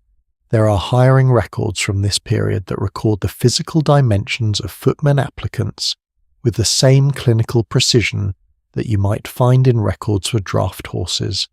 5 feet 10 inches, 6 feet, 5 feet 11 and a half. Being tall in this particular line of work was a genuine professional advantage. On the female side, the housekeeper occupied a position roughly equivalent to the butler's, but in some ways more complex. The housekeeper managed the female staff, held her own set of keys, controlled the household linens and stores, and served as the primary interface between the mistress of the house and the domestic operations below stairs. In a large household, the housekeeper was a figure of genuine authority and genuine dignity. She had her own sitting room. She ate apart from the junior servants. She was addressed as Mrs., regardless of whether she'd ever been married, a courtesy title that acknowledged her status. And she could, in the daily operation of the household, wield considerable power over the lives of the people beneath her. Below the housekeeper came the lady's maid, a position of a quite different kind. The lady's maid attended personally to the mistress of the house. She dressed her, arranged her hair, maintained her wardrobe, travelled with her, and was often the person the mistress spent more intimate daily time with than almost anyone else in her life. This proximity created a relationship of remarkable complexity. A skilled lady's maid who was discreet, reliable, and genuinely pleasant to be around was almost irreplaceable. She was also privy to more of her mistress's personal life than the mistress's own husband was in many cases. The diaries of Georgian women frequently mention their ladies' maids in terms that blend the professional and the personal in ways that are genuinely touching affection, mixed with authority, intimacy, mixed with the careful maintenance of social distance. It is one of the stranger relationships produced by the 18th century household. Two women often spending hours a day together in the most intimate circumstances, who could not by the rules of their world be quite friends. Now I want to ask you something directly. If you had 100,000 people living in your city whose entire professional existence depended on maintaining the confidences of the families they served, whose housing, food and income came from a single source that could cut them off with a letter, what do you think would happen? Do you think resentment would exist? Of course it would. Do you think theft would occur? Yes. Historical records from 18th century household accounts, court documents and personal diaries consistently document what contemporaries called petty pilferage, the taking of small quantities of food, drink, candles, cloth and other household goods by servants for their own use or for sale. This was not a rare occurrence. It was based on the evidence essentially universal. A certain level of taking was quietly understood by servants as an informal supplement to wages that were often genuinely insufficient, and by employers as a cost of doing business that was factored into household management. The line between what was understood to be acceptable informal taking and what constituted genuine theft was drawn differently in different households, and defending that line or choosing strategically when to enforce it was one of the ongoing management challenges of the mistress of the house. When something significant went missing, a silver spoon, a bottle of wine, a length of expensive fabric, the response could be swift and serious. Servants accused of significant theft faced not just dismissal without a character, but criminal prosecution. In England in the 18th century, theft above a certain value was a capital offence. People were transported to penal colonies, first to the American colonies, later to Australia for stealing household goods. The records of the Old Bailey London Central Criminal Court are full of such cases, servants accused by their employers of theft, tried publicly sentenced to transportation, or worse. Some of these servants were guilty, some almost certainly were not.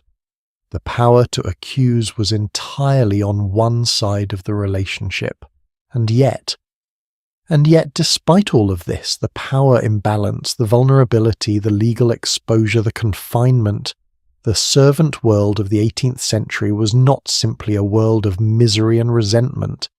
It was also a world of genuine community. The servants' hall, the room in a prosperous household where the staff ate together below stairs, was a social space in its own right. It had its own hierarchy, its own conversations, its own humour. Servants from different households visited each other in their limited free time. They formed friendships, romances, networks of mutual support. They shared information about good employers and difficult ones in an era before any formal labour regulation. This informal intelligence network was the only protection a servant had against accepting a position in a household where conditions were genuinely bad, and many servants developed real lasting attachments to the families they worked for. Long-serving household staff appear in wills. They are mentioned in diaries with warmth and genuine grief when they died. There are letters, dozens of them, scattered through archives across England between former servants and their employers' families, maintained for years after a servant moved on or retired. The 18th century household, for all its power asymmetry, was also a genuinely human space. People lived together in it, depended on each other in it, and sometimes, not always, not cleanly, not without complication, cared for each other in it. There is one more dimension of this world that I want to sit with for a moment before we move on. Because running a household full of servants was not just a management challenge, it was an emotional one. The mistress of the house who dismissed a long-serving maid for dishonesty, who did what her role required her to do, may well have gone to bed that night with something heavier than satisfaction in her chest.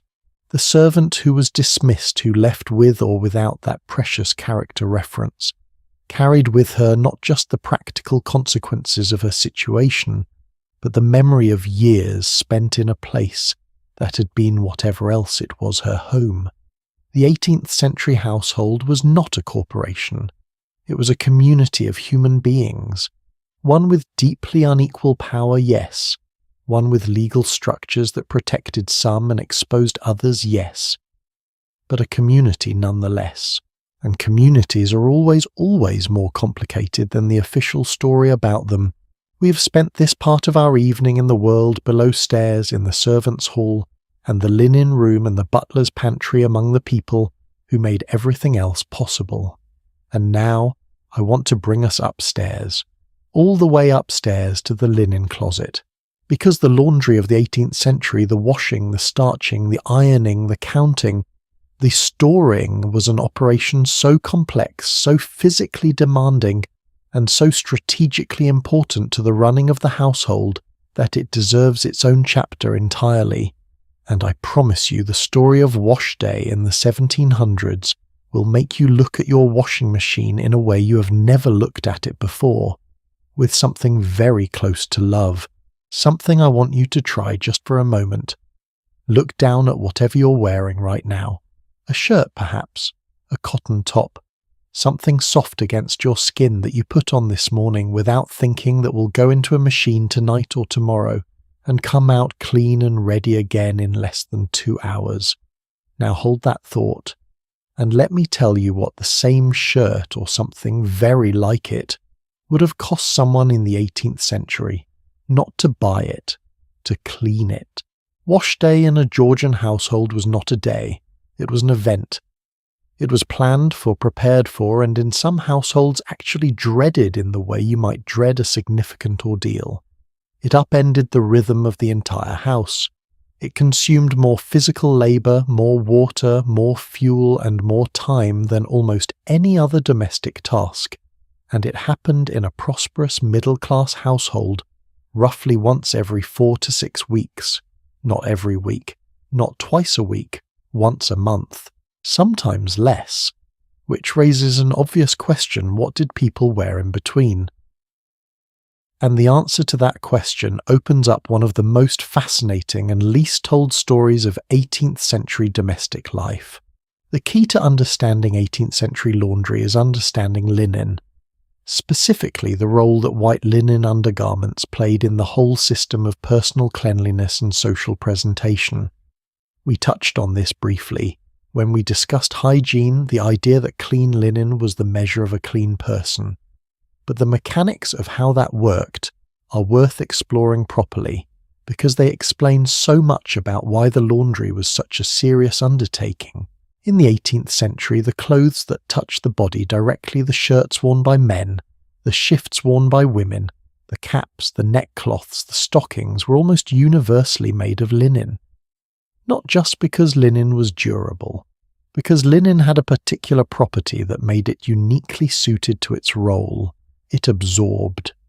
Linen absorbed sweat, skin oils, and the various deposits of daily physical life far more effectively than the wool outerwear worn over it, which meant that the woolen coat, the silk gown, the expensive outer garments that were difficult and costly to clean, they were in large part protected by the linen beneath.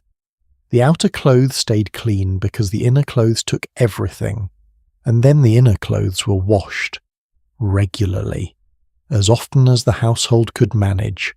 This is the system. The linen was the sacrifice layer. The visible outer clothes were preserved by the invisible inner ones, and the entire logic of the 18th century wardrobe, the way clothes were designed, stored, maintained, and replaced, flows from this fundamental arrangement. Now, a prosperous household needed a lot of linen to make this system work, because the whole point of having clean linen was being able to change it regularly, ideally every day or two, for the family, somewhat less frequently for the servants, and that meant you needed enough linen in stock to bridge the gap between wash days. Historians studying probate inventories, the detailed lists of household possessions made when someone died, have found that prosperous 18th century families owned quantities of linen that seem almost staggering by modern standards. A well-appointed household might have 30 or 40 shirts for the master of the house. 30 or 40. Not because he needed 30 shirts, but because some would be in use, some would be airing, some would be at the laundress, some would be waiting to be ironed, and some needed to be held in reserve in case the laundry was delayed. The linen closet was not a storage space, it was inventory, it was capital, and the woman who managed it, who counted every piece in and every piece out, who noticed when something was wearing thin, who decided when an old sheet could be cut down into pillowcases or torn into rags for cleaning, was managing a genuine asset of the household. Linen was expensive. Good quality linen could last for decades if properly maintained, and an estate that was well supplied with linen was genuinely more comfortable, more presentable, and more economically secure than one that was not. Let me tell you about the actual mechanics of wash day, because I think the reality of it deserves more than a passing mention. The preparations began the day before. Linen was sorted, the most delicate pieces separated from the hardier ones, the most soiled items set aside for pre-treatment. Soaking was often started overnight, the pieces submerged in water to begin loosening the deposits of weeks of wear. On the morning of the wash itself, the kitchen was effectively commandeered. Every large pot in the house was pressed into service. Water was heated, enormous quantities of it over the fire, in a process that itself took hours before a single piece of cloth had been touched. The primary cleaning agent of the 18th century was not a bar of soap in the modern sense. It was lye, a strongly alkaline solution made by leaching water through wood ash.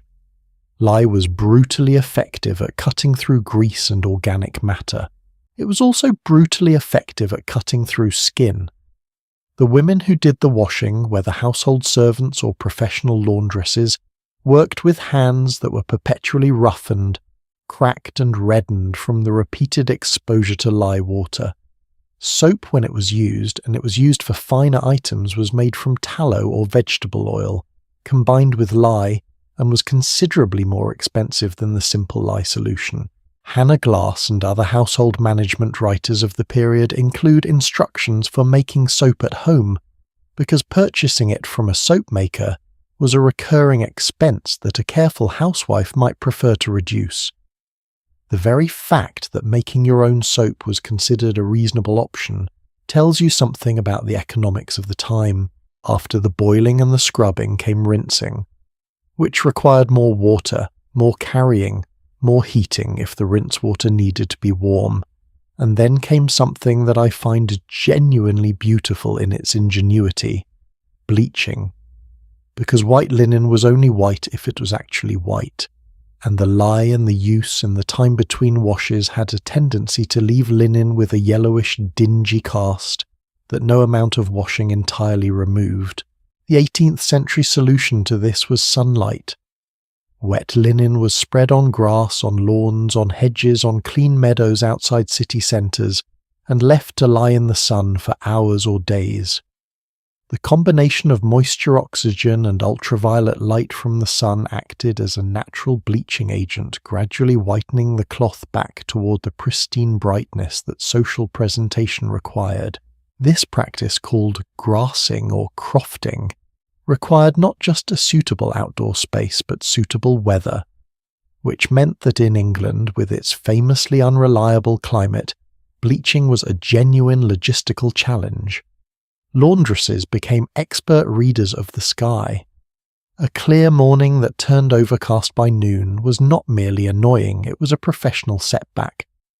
The linen would have to come in dry imperfectly, and the bleaching would have to be attempted again another day. And then there was one more bleaching method that is perhaps the most startlingly practical thing I've encountered in years of reading about this period. Urine. Specifically aged urine collected, stored and applied to linen as a pre-treatment before washing. I want to be careful here about how I present this, because it is easy to respond with simple revulsion and miss what it actually tells us. Aged urine contains ammonia, which is, as any modern cleaning product can tell you, a genuinely effective agent for cutting through grease and certain stains. People in the 18th century did not understand the chemistry, but they had learned empirically over generations that urine worked, specifically on certain kinds of staining the yellowing of linen at collars and cuffs, the grease marks that ordinary washing left behind. Households collected their own urine in designated vessels, and in cities there was a trade in urine from public establishments, which was purchased by laundresses who used it professionally. Fulling mills, which processed woolen cloth, also used urine in their operations for centuries. The practice was so common, so unremarkable, that household management guides of the period mention it in the same matter-of-fact tone they use for everything else. It was not strange, it was simply effective, and effectiveness in the 18th century was never optional. Starching and ironing deserves its own moment because it was a separate craft within the larger craft of the laundry. Linen that was washed and dried was not yet ready to wear. Shirts, caps, neckcloths, ruffles, any linen that needed to hold its shape and present a crisp, polished surface had first to be starched. Starch was made from wheat or potato flour mixed with water, and the process of applying it correctly in the right concentration for the specific garment was a skill that took genuine practice to master. Too little starch and the linen went limp within hours of wearing. Too much and it went stiff as board and uncomfortable against the skin with the tendency to crack at the creases. After starching came ironing. The irons of the 18th century were solid metal heated by being placed directly in or beside the fire, then tested for temperature with a practiced touch of a dampened finger or a piece of scrap cloth. Too cool and they left linen smooth but damp. Too hot and they scorched.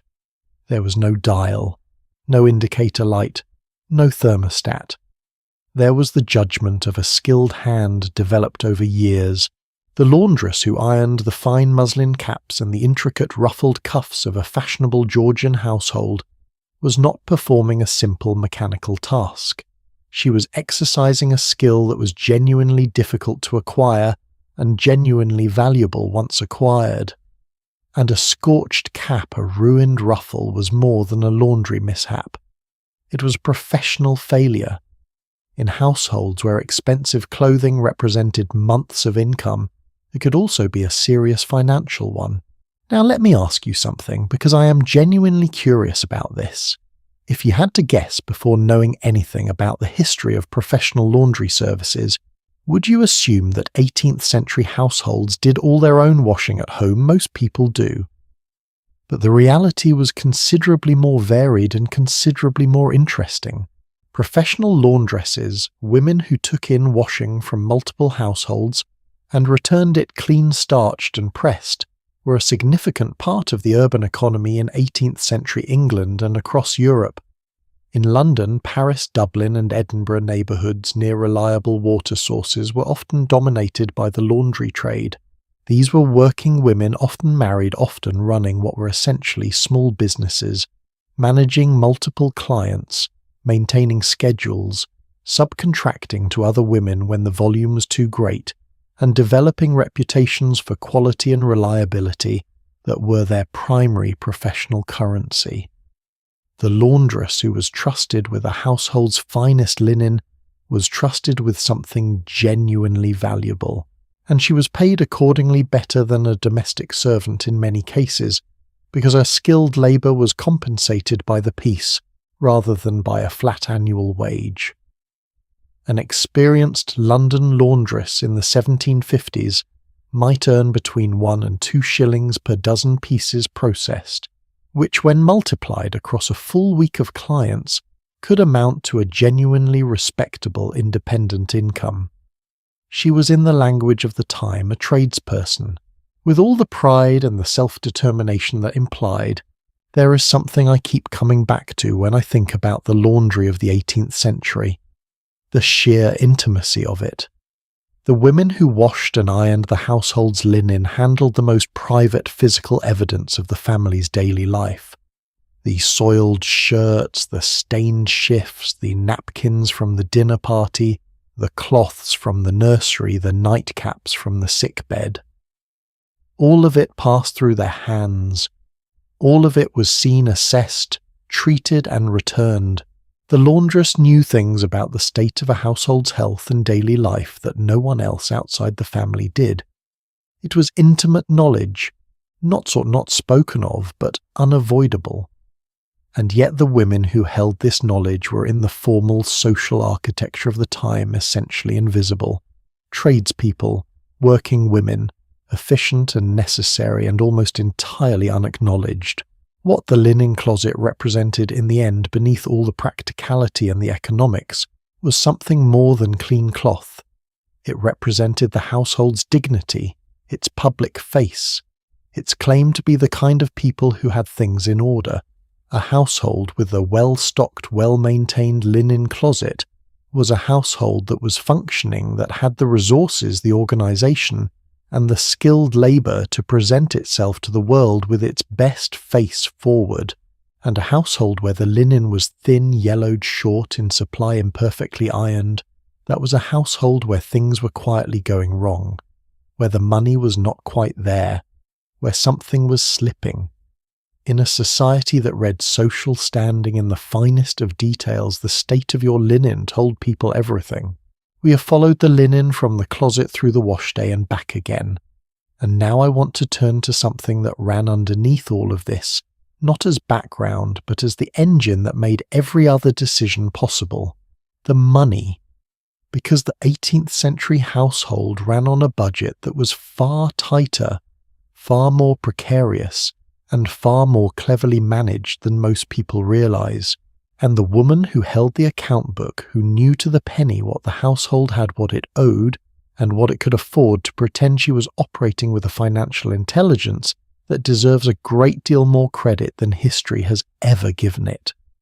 That story is next, and it is more dramatic than you might expect. There is a particular kind of dread that does not announce itself loudly.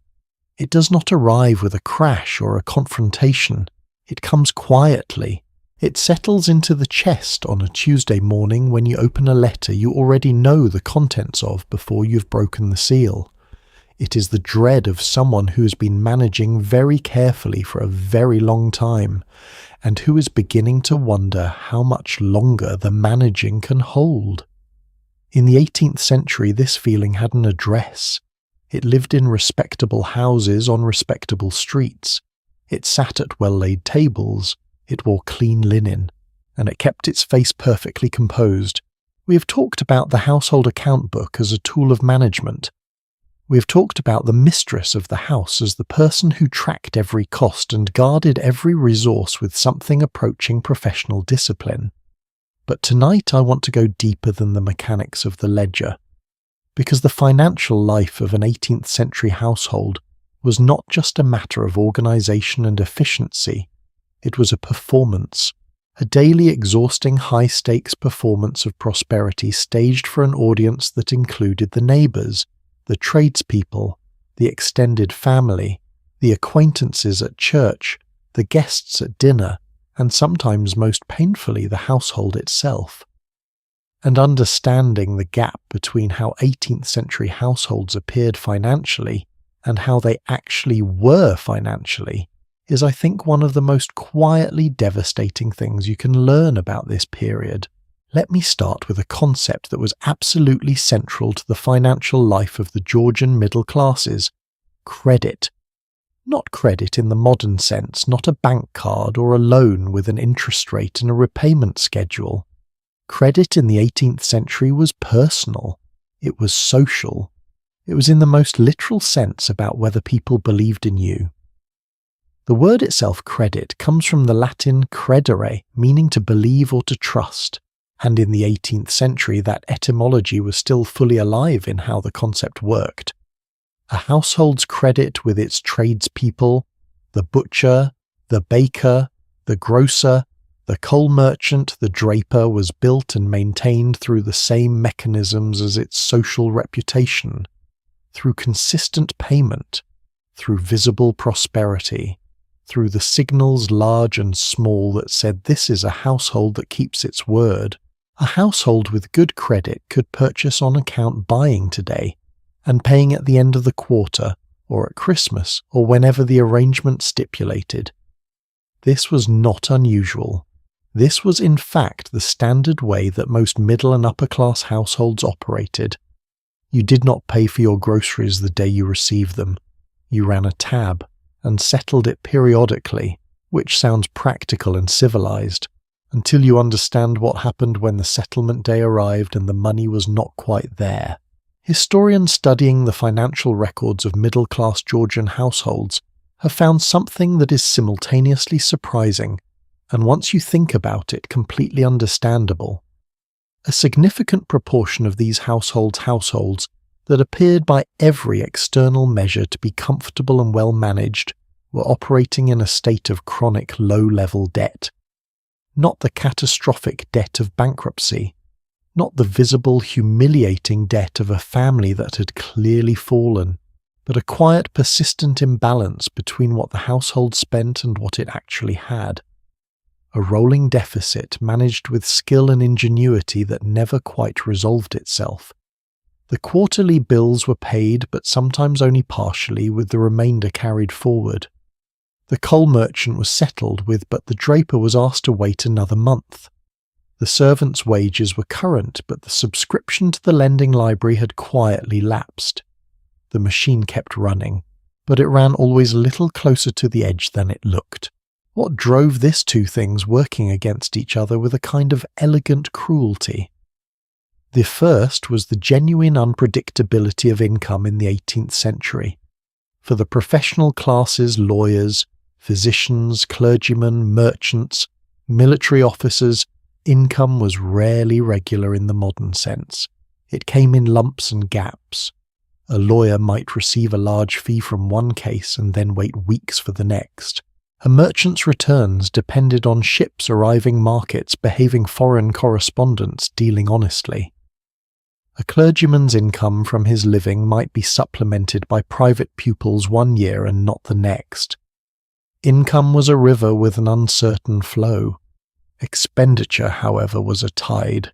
The servants needed paying, the coal merchant needed settling, the baker called every morning, and the gap between an uncertain income and a certain relentless expenditure was where household debt was born.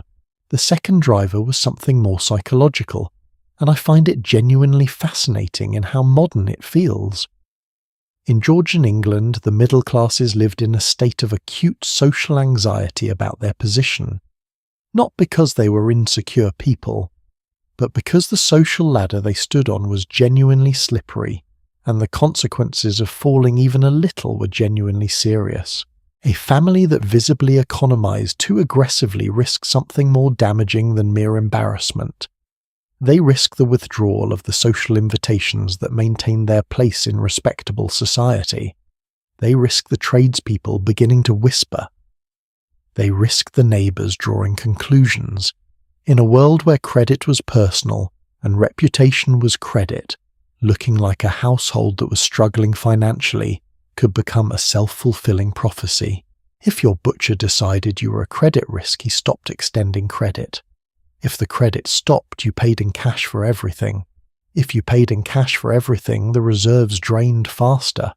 And so families spent money they did not quite have on the perfectly rational grounds that appearing to have it was the precondition for eventually having it. The keeping up of appearances was not vanity.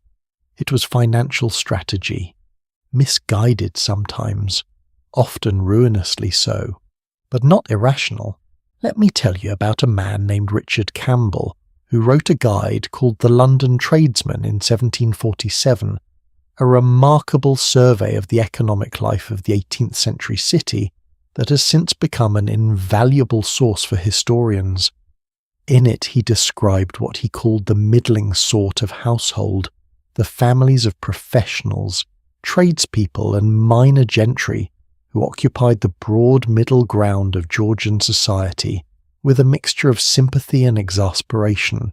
He wrote about how these families hired servants they could not quite afford, because arriving to a dinner party without a footman in attendance was a statement no ambitious household wanted to make.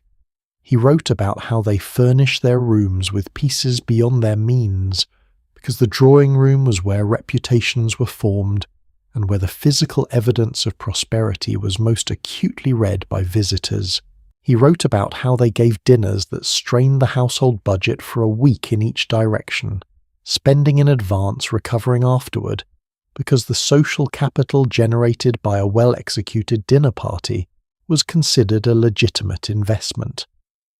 Reading Campbell today, you could be forgiven for thinking he was writing about someone you know, or possibly about yourself. The anxiety has not changed that much. Only the specific objects of expenditure have.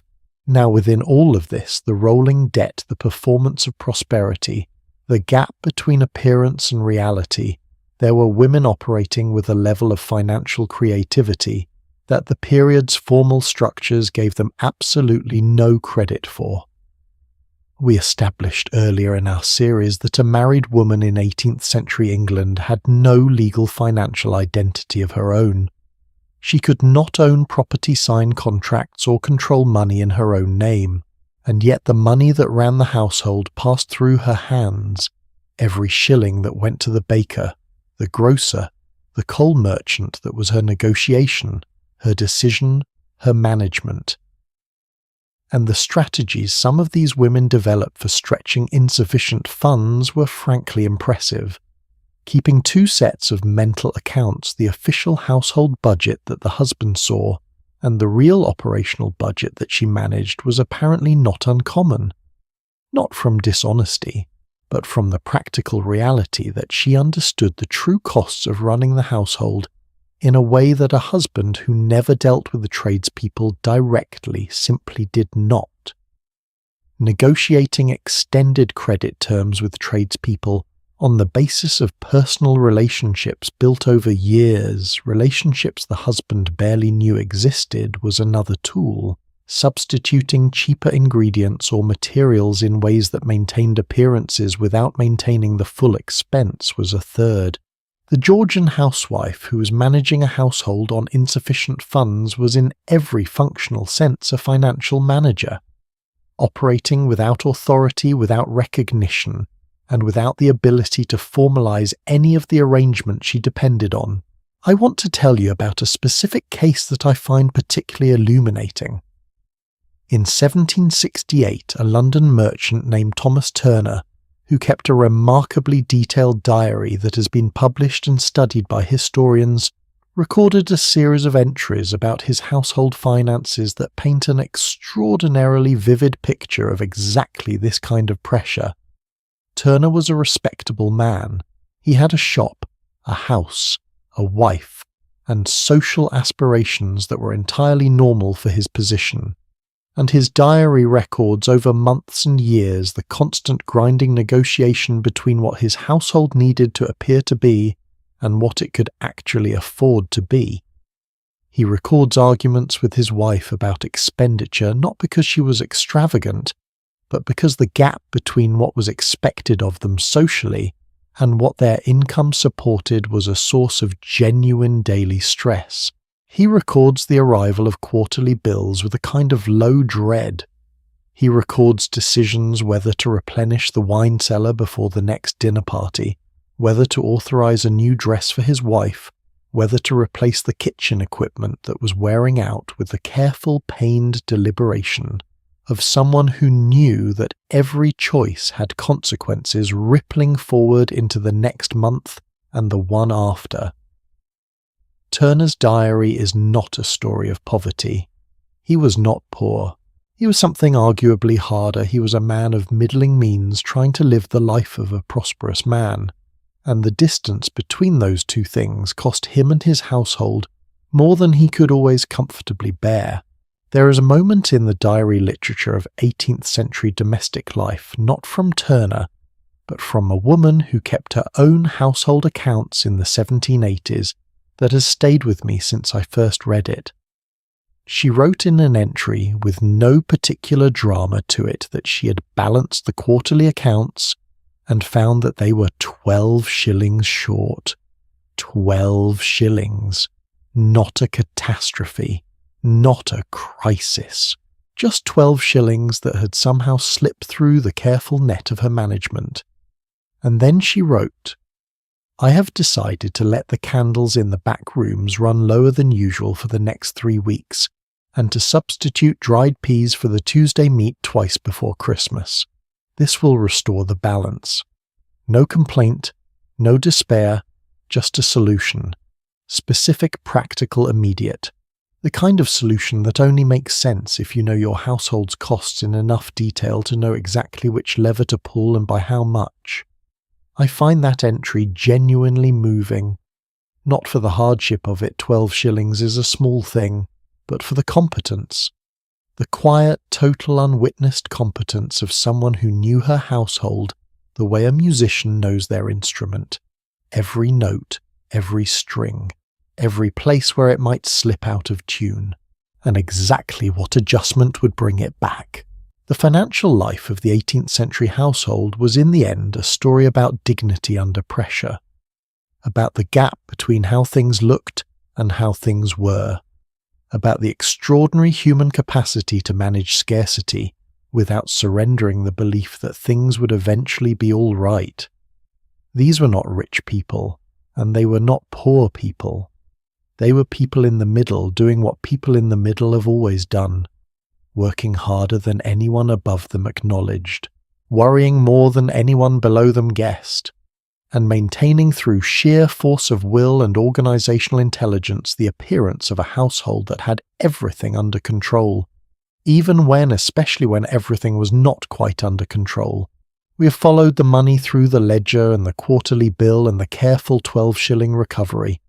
And now I want to take you somewhere entirely different, away from the account books and into the pantry, the preserving pantry to be precise, because the autumn kitchen of the 18th century, the one bubbling with jams and pickles and chutneys and bottled fruits and brewed small beer, is one of the most extraordinary and most underappreciated spaces in the entire history of domestic life. And the woman who presided over it was, whether she knew it or not, doing something that sits right at the intersection of chemistry, economics, and art. That story is waiting just ahead, and I promise it smells considerably better than the quarterly accounts. Close your eyes for just a moment. Imagine the smell of strawberries. Not strawberries from a plastic container in a supermarket in January. Pale, cold, faintly disappointed versions of themselves. But real strawberries. Summer strawberries picked at the peak of their warmth, still carrying the heat of a July afternoon in their skin. That smell. Now imagine it is February. The ground outside is frozen. The windows are grey with cold. There has been no fresh fruit for 3 months, and there will be none for 3 more. And someone opens a jar. This is the story of the still room. And it is, I think, one of the most beautiful and most overlooked chapters in the entire history of the 18th century household. Not the grand drama of the kitchen, with its roasting spits and its armies of pots. Not the political complexity of the servants' hall, something quieter than either of those. A small room usually situated between the kitchen and the main house, smelling of beeswax and dried herbs and the ghost of last autumn's apple harvest. A room where one of the most important and most skilled forms of domestic labour took place, and a room that in the houses of the middling and upper classes was presided over not by a servant but by the mistress of the house herself, because what happened in the still room was considered too valuable, too skilled and too important to delegate entirely. The still room had a long history by the time of the 18th century. Its name came from the still, the distilling apparatus used in earlier centuries to produce medicines, perfumes and spirits from herbs, flowers and fruits. By the 1700s, the still was less commonly used in domestic settings, but the room retained its identity and its function. It was the household's laboratory, its pharmacy, its preservation workshop, the place where the fruits and herbs and flowers of summer were transformed through skill and patience, and a working knowledge of chemistry that no one called chemistry into the foods, medicines and flavouring agents that would sustain and comfort the household through the long months when the garden offered nothing. Let me walk you through the preserving year because it had a rhythm as distinct and as seasonal as any agricultural calendar. It began in most English households sometime in late spring. The first elderflowers of June were gathered early in the morning before the dew had fully dried when the fragrance was at its most intense, and pressed into elderflower cordial or elderflower vinegar, both of which served as flavouring agents and as basic medicines for summer complaints. Then came the strawberries. Strawberry preserving was one of the great rituals of the early summer kitchen, and the recipes for it in period household books reveal an almost religious attention to detail. Mary Eales, confectioner to Queen Anne of Great Britain in the early 18th century, published a recipe collection in 1718 that became one of the standard references for household preserving. Her instructions for strawberry jam specify not just the ratio of fruit to sugar, but the exact stage of the boil, the way the preserve should sheet off a spoon when it is ready, the importance of skimming the surface carefully to achieve clarity. These are not vague guidelines. They are the instructions of a professional passing on hard-won knowledge. Because a jar of jam that fermented that grew mould that failed to set, that was not just a disappointment, it was a waste of sugar. And in the 18th century, sugar was expensive enough that wasting it in a failed preserve was a real and meaningful loss. Let us talk about sugar for a moment because it sits at the centre of so much of this story. In the early 18th century, sugar was still a relative luxury available, purchasable by the middling classes, but expensive enough to be treated with respect. By the mid-century, prices had begun to fall as production in the Caribbean colonies expanded and sugar moved from luxury toward a staple of middle-class domestic life. But the moral dimensions of that price fall are something I want to acknowledge directly, because they are inseparable from the history. The sugar that sweetened 18th century preserves, that filled the jars on the stillroom shelves, that made the strawberry jam possible, that sugar was produced by enslaved people on plantations in the Caribbean. This is not a digression from our story. It is part of it. Every jar of jam, every bottle of preserved fruit, every batch of sugar-preserved ginger on those stillroom shelves existed in a supply chain that ran from the households of England all the way to the plantations of Barbados and Jamaica. Some English households in the late 18th century, as the abolitionist movement gained strength, actually organised boycotts of Caribbean sugar switching to honey, or simply doing without preserved sweets. These boycotts were not economically decisive, but they were morally deliberate, and the women who organised them were doing something that the period's formal political structures gave them no voice to do anywhere else. They were making political choices with their household budgets, in the only arena where their decisions had direct power, back to the stillroom calendar. After the strawberries came the gooseberries, the currants, red, white and black, the cherries, the raspberries. Each had its season of perhaps 2 or 3 weeks, during which the household swung into preserving action. Quantities of fruit were purchased or gathered. Sugar was weighed out. The preserving pans, broad, shallow copper pans that conducted heat evenly, were brought out and set over the kitchen fire. And the work began.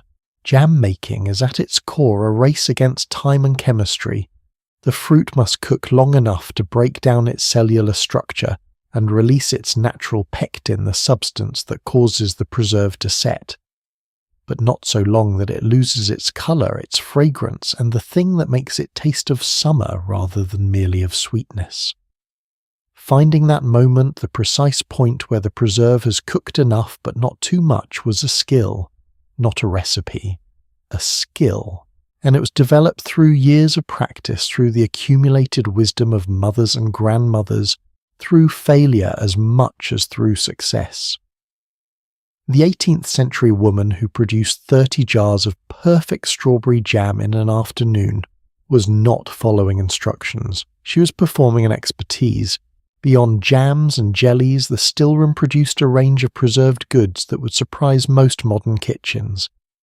Pickles, vegetables, and fruits preserved in vinegar were produced in vast variety. Pickled walnuts, pickled mushrooms, pickled cucumbers, pickled red cabbage, pickled nasturtium seeds used as a substitute for capers. Hannah Glass's cookbook includes over 30 pickle recipes ranging from the simple to the elaborate. Some of them require multiple days of preparation, salting, draining, soaking in spiced vinegar, resealing with an attention to process that speaks to how seriously the results were taken. Pickles served a dual function. As a condiment, they brightened the somewhat monotonous flavor profile of winter meals, the salt beef and the stored root vegetables and the dried pulses that dominated the colder months. And as a preservation method, they extended the usable life of vegetables that would otherwise be unavailable entirely in winter. The vinegar that preserved them was itself often made at home from cider or ale that had turned transformed by managed fermentation into an acid that was both a preservative and a flavouring agent. Waste nothing, make something useful from what would otherwise be lost. The principle ran through everything. Now the brewing, because no account of the stillroom and its functions would be complete without the small beer. Small beer was a lightly fermented grain beverage very low in alcohol content, somewhere between 1 and 3%, that served as the standard daily drink of the 18th century household for everyone from the master of the house to the kitchen maid, not because everyone in the 18th century was quietly inebriated at all hours of the day, though that is a persistent misconception, but because, as we touched on when discussing the water supply, small beer was safer to drink than the water. The brewing process involved boiling, which killed pathogens. The small amount of alcohol in the finished product provided additional protection, and unlike the Thames water that came through London's pipes, small beer tasted pleasant. A prosperous household might brew small beer every week or 20 or 30 gallons at a time, stored in wooden casks in the cellar and drawn off as needed. The brewing was the responsibility of the mistress or the housekeeper, and it was taken seriously as a household skill. A household that ran out of small beer or that produced a bad batch sour flat or worse was a household with a problem. Because people needed to drink something, and in the 18th century small beer was what there was. Alongside the jams and pickles and small beer, the stillroom produced something else that I find quietly extraordinary. Cordials, concentrated fruit and herb syrups dissolved in sugar and sometimes preserved with a small quantity of brandy that were used as both flavouring and medicine. Elderflower cordial for its cooling properties in summer fever. Black currant rob a thick, intensely concentrated syrup made from black currants boiled down with sugar, used as a sore throat remedy throughout the winter. Cherry brandy, damson gin, quince wine, sloe gin made by infusing sloes in gin with sugar from the autumn harvest, to be drunk at Christmas when the flavours had fully developed. These cordials and fruit wines blur the line between food medicine and pleasure in a way that is entirely characteristic of the 18th century stillroom. They were not divided into neat categories. A bottle of raspberry vinegar might be used on a salad at dinner, stirred into water as a refreshing drink on a hot day, or given to a child with a sore throat depending on the situation and the household's needs. The stillroom woman, the mistress or the senior servant who managed this space, understood the full range of uses for what she produced. She was a generalist in the truest sense, and her knowledge was not abstract. It was embodied, stored in her hands as much as in her books. Can I ask you something that I have genuinely wondered about? When you think about the domestic labour of the 18th century, the fires and the water carrying and the laundry and the cooking and all the rest of it, does it feel remote? Does it feel like history? You can observe but not quite touch. Because this is the place in the story where, for me at least, the distance collapses. The still room, more than almost any other space in the house, is the place I can feel most directly, because the impulse behind it, the desire to capture summer in a jar, to hold something sweet and seasonal against the coming cold, to make sure that there is something good waiting on the shelf when everything outside is grey and bare, that impulse has not changed. Not in 300 years. Not in all the centuries before that. People have always done this.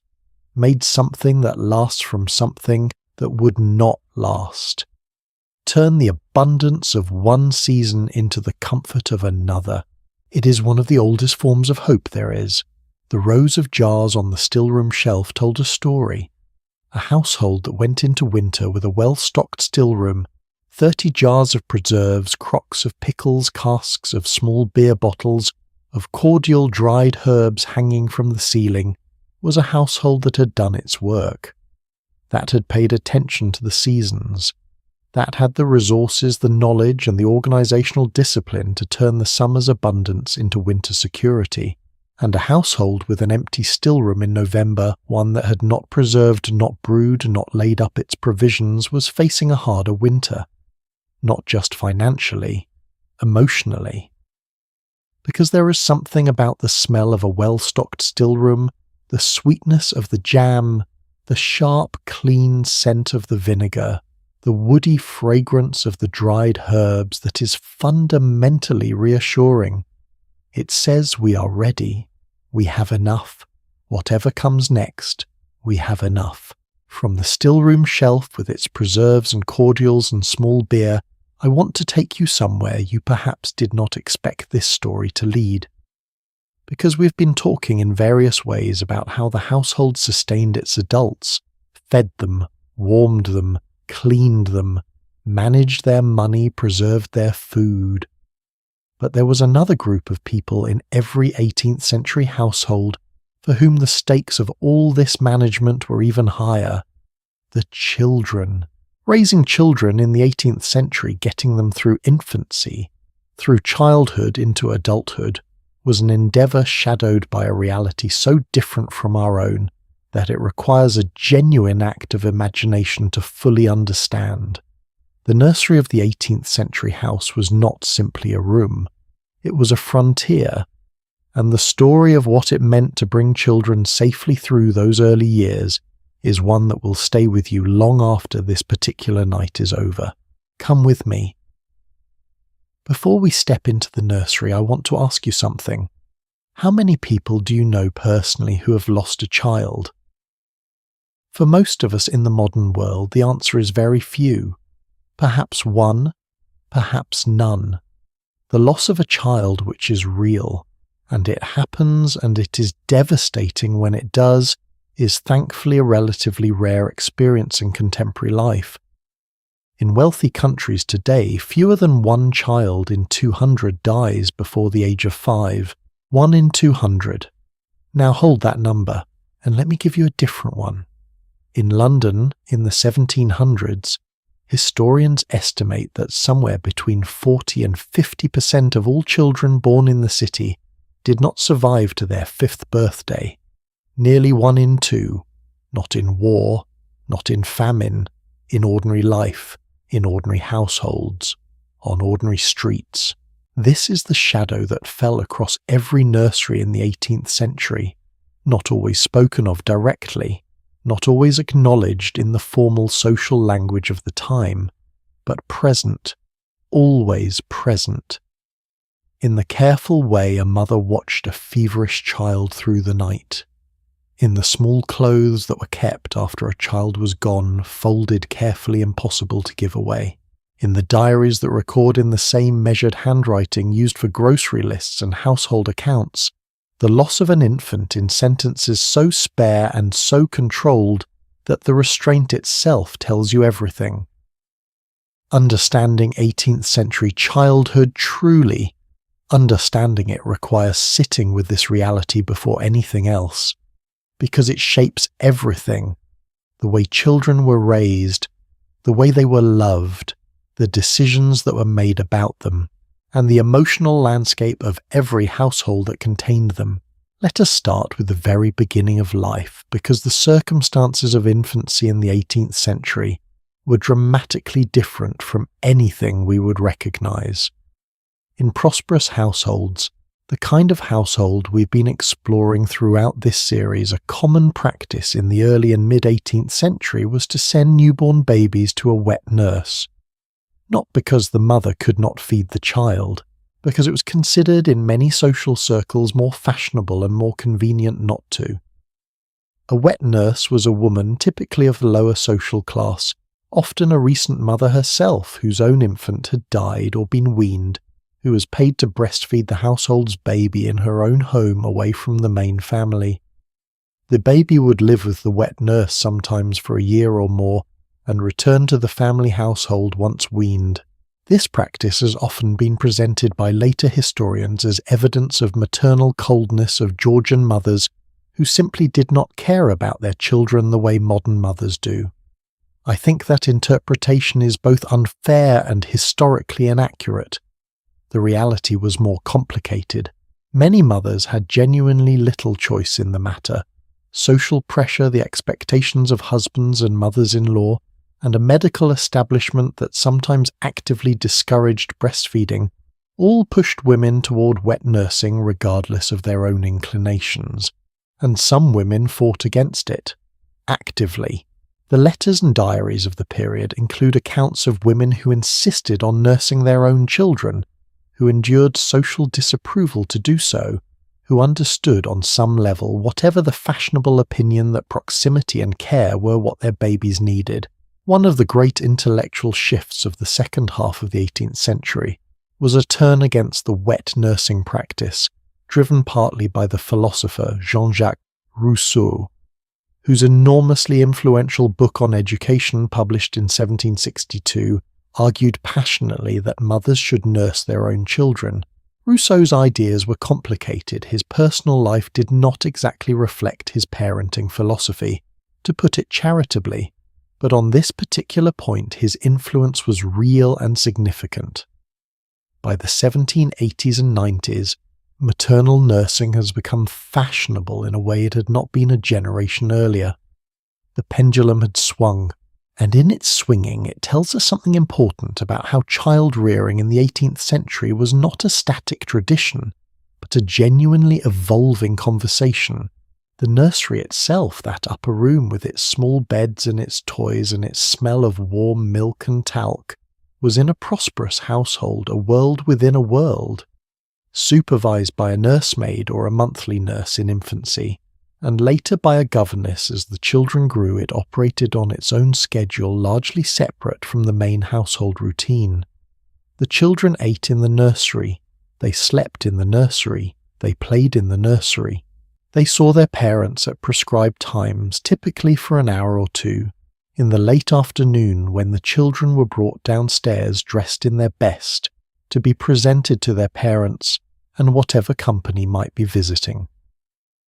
This arrangement, which strikes many modern readers as cold, even neglectful, needs to be understood in its own context.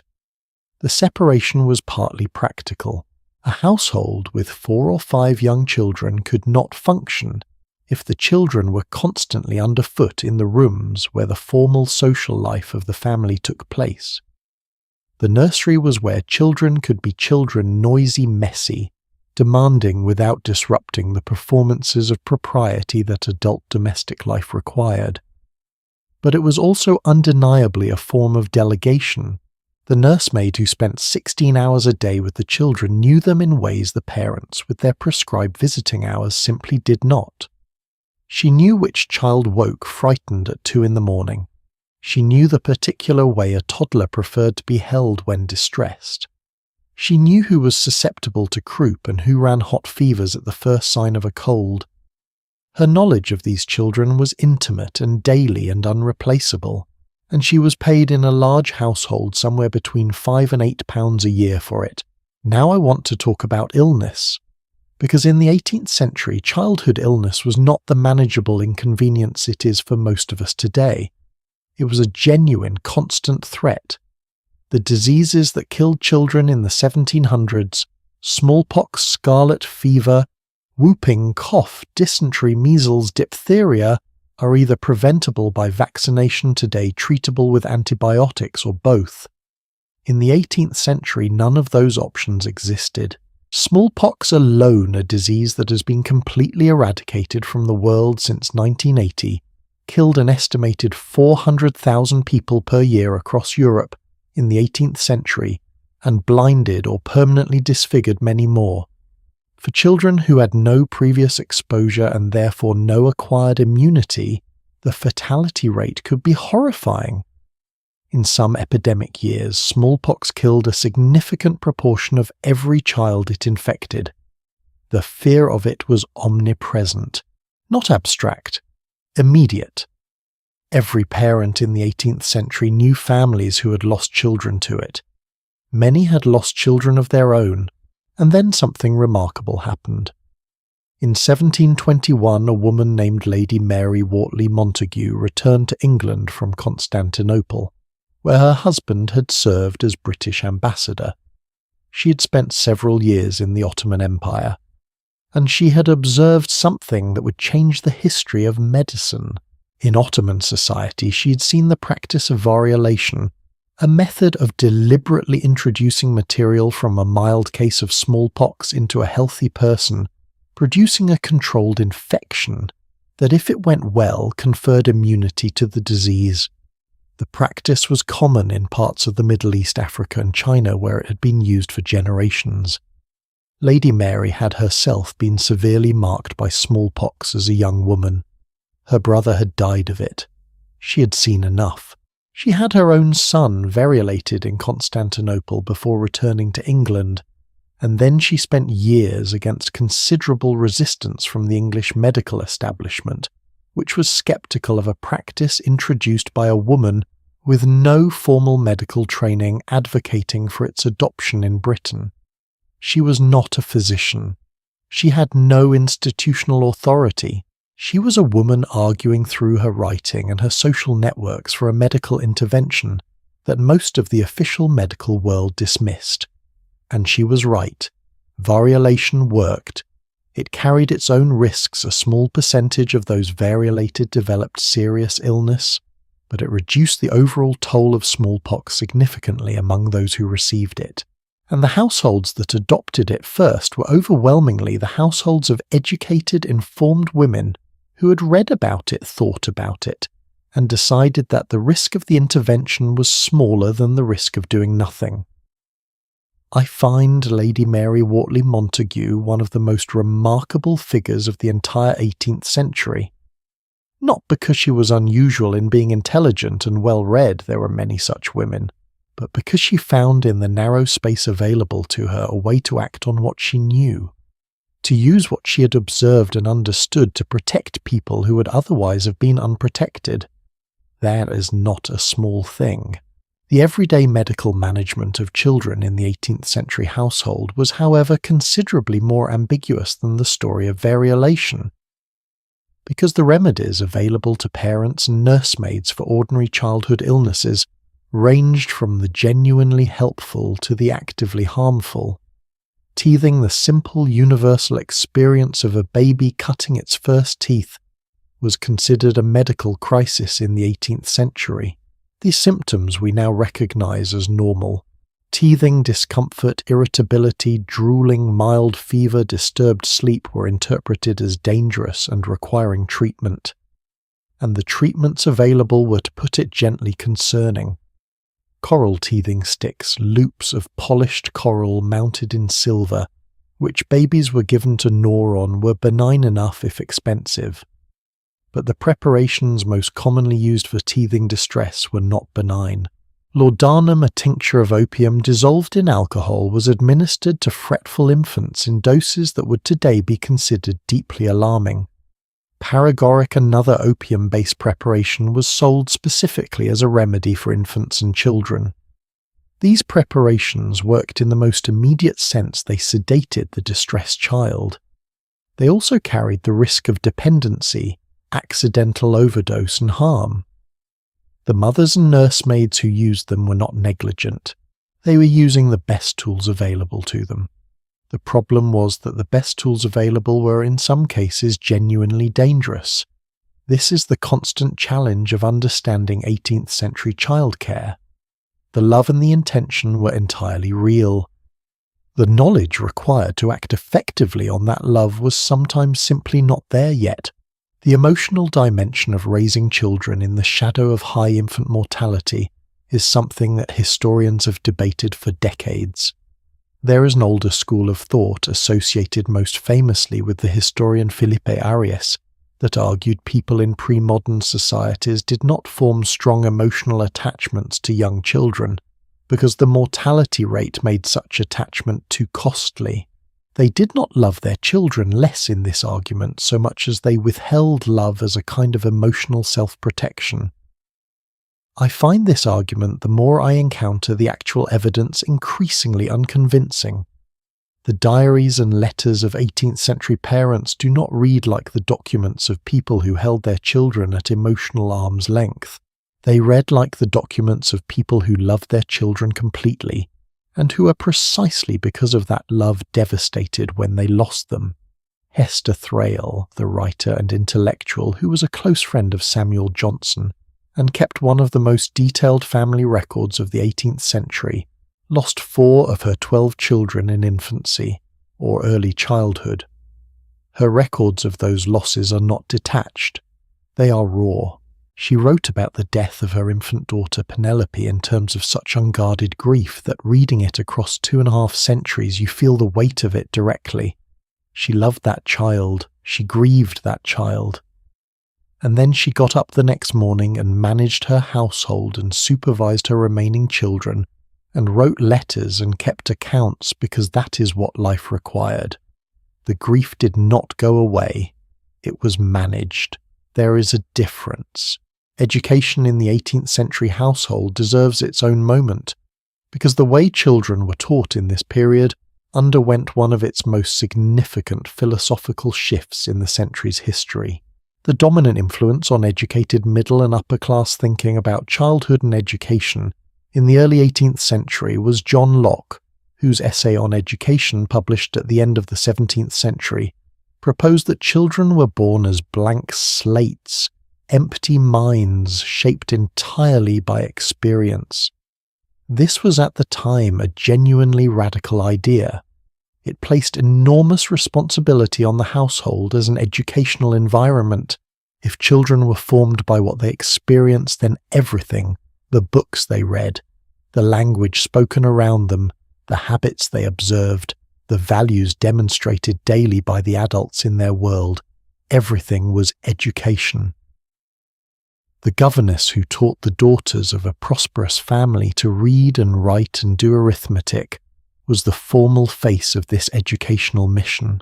But the informal education, the values absorbed, the behaviours modelled, the emotional patterns established that happened everywhere in the house all the time in ways no governess could fully control. The mistress of the house was not just running a domestic operation. She was shaping the next generation, and the weight of that responsibility in a household where Locke's ideas had taken root was considerable. The nursery of the 18th century was in the end a space of extraordinary contradiction. It contained both the deepest anxieties and the most intense hopes of the household, the fear of illness and loss, the fierce tenderness of parents who knew from personal experience or from watching others that the small life in the cradle was not guaranteed, the daily labour of the nursemaid who kept watch through the night, the philosophical ambitions of parents who wanted to raise children according to the best available thinking about human development.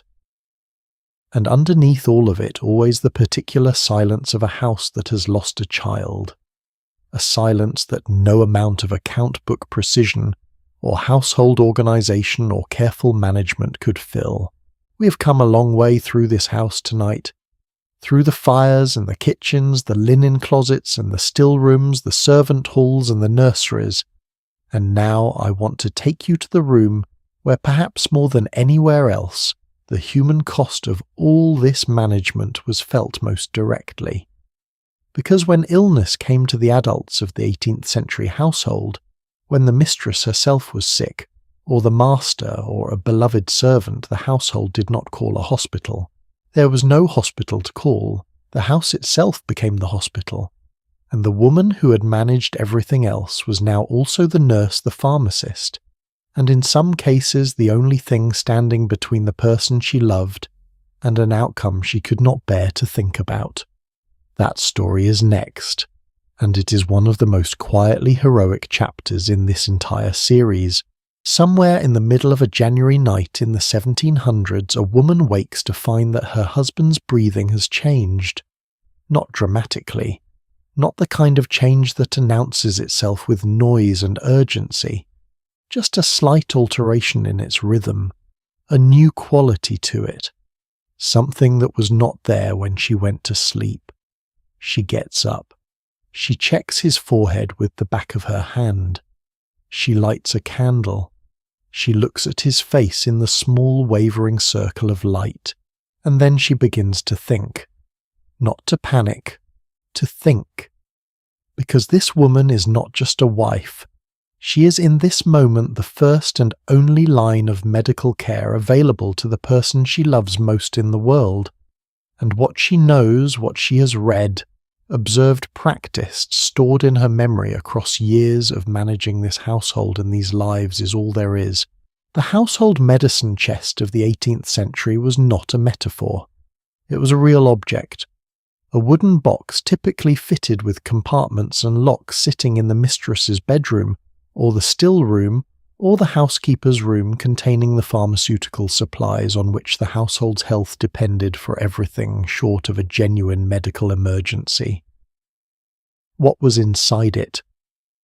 The contents varied by household, by region, by the mistress's reading, and her access to an apothecary, but certain items appeared with remarkable consistency across the documented medicine chests that have survived or been recorded.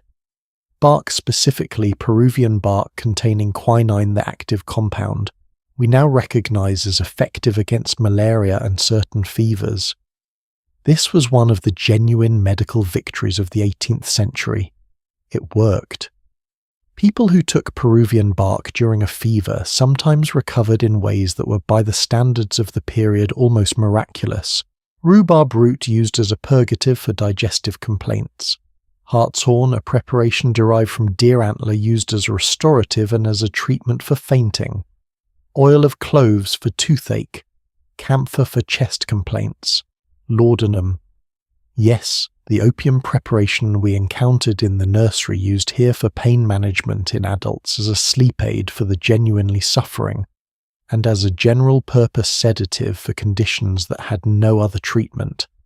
Blistering plasters. Which brings me to something I need to explain, because the medicine chest was only as good as the theory of medicine that guided its use. And the dominant theory of medicine in the 18th century was from the perspective of modern understanding almost entirely wrong. Not in every particular, but wrong in its foundations. The prevailing framework rooted in ancient Galenic medicine and still largely intact as the organizing principle of most 18th century medical practice, held that the body's health was maintained by the balance of four humours: blood phlegm, yellow bile, and black bile. Illness was caused by imbalance. Treatment, therefore, was aimed at restoring balance, and the three principal tools for restoring balance were bloodletting, purging, and blistering. Bloodletting, the drawing of blood from a vein typically in the arm, was performed on the theory that excess blood was causing the imbalance. Purging, the administration of violent laxatives to empty the digestive system, was used to remove excess humours from the body. Blistering, the application of caustic substances to the skin to raise fluid-filled blisters, which were then lanced, was intended to draw harmful substances out through the skin. None of these treatments had any genuine therapeutic effect on the underlying conditions they were meant to treat. In many cases, they actively worsened the patient's condition. Bloodletting in a patient already weakened by fever removed the blood cells their immune system needed. Purging in a patient with a digestive illness accelerated the dehydration that was already threatening their life. Blistering added the risk of infection to whatever the patient was already fighting. The great tragedy of 18th century medicine is not that people were ignorant.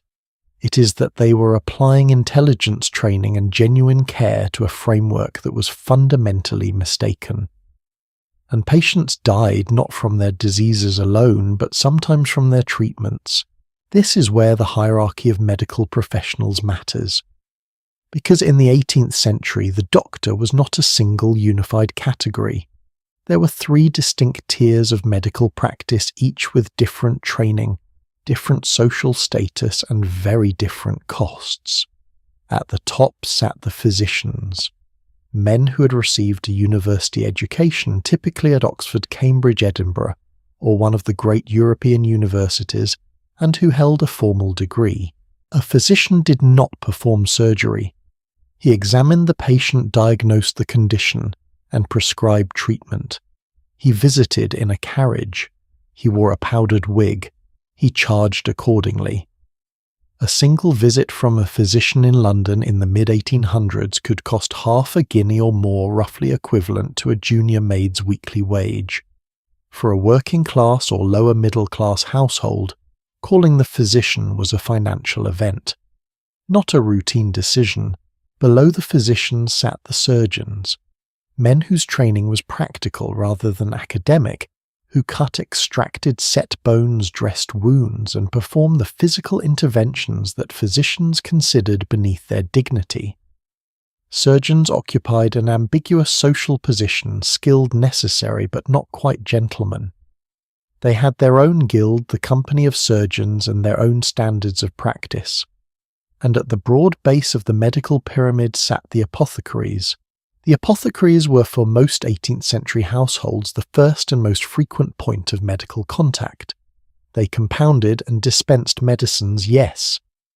But in practice they also diagnosed, advised and treated functioning for the families who could not afford a physician's fees as a general medical practitioner. And unlike the physician who was called to the house and paid per visit, the apothecary often extended credit. You ran a medical account with your apothecary the same way you ran a grocery account with your draper. Paid quarterly, settled when you could. Which meant that the apothecary was not just a medical resource. He was for many families a financially entangled one. Now here is where the mistress of the house steps back into the story with particular force.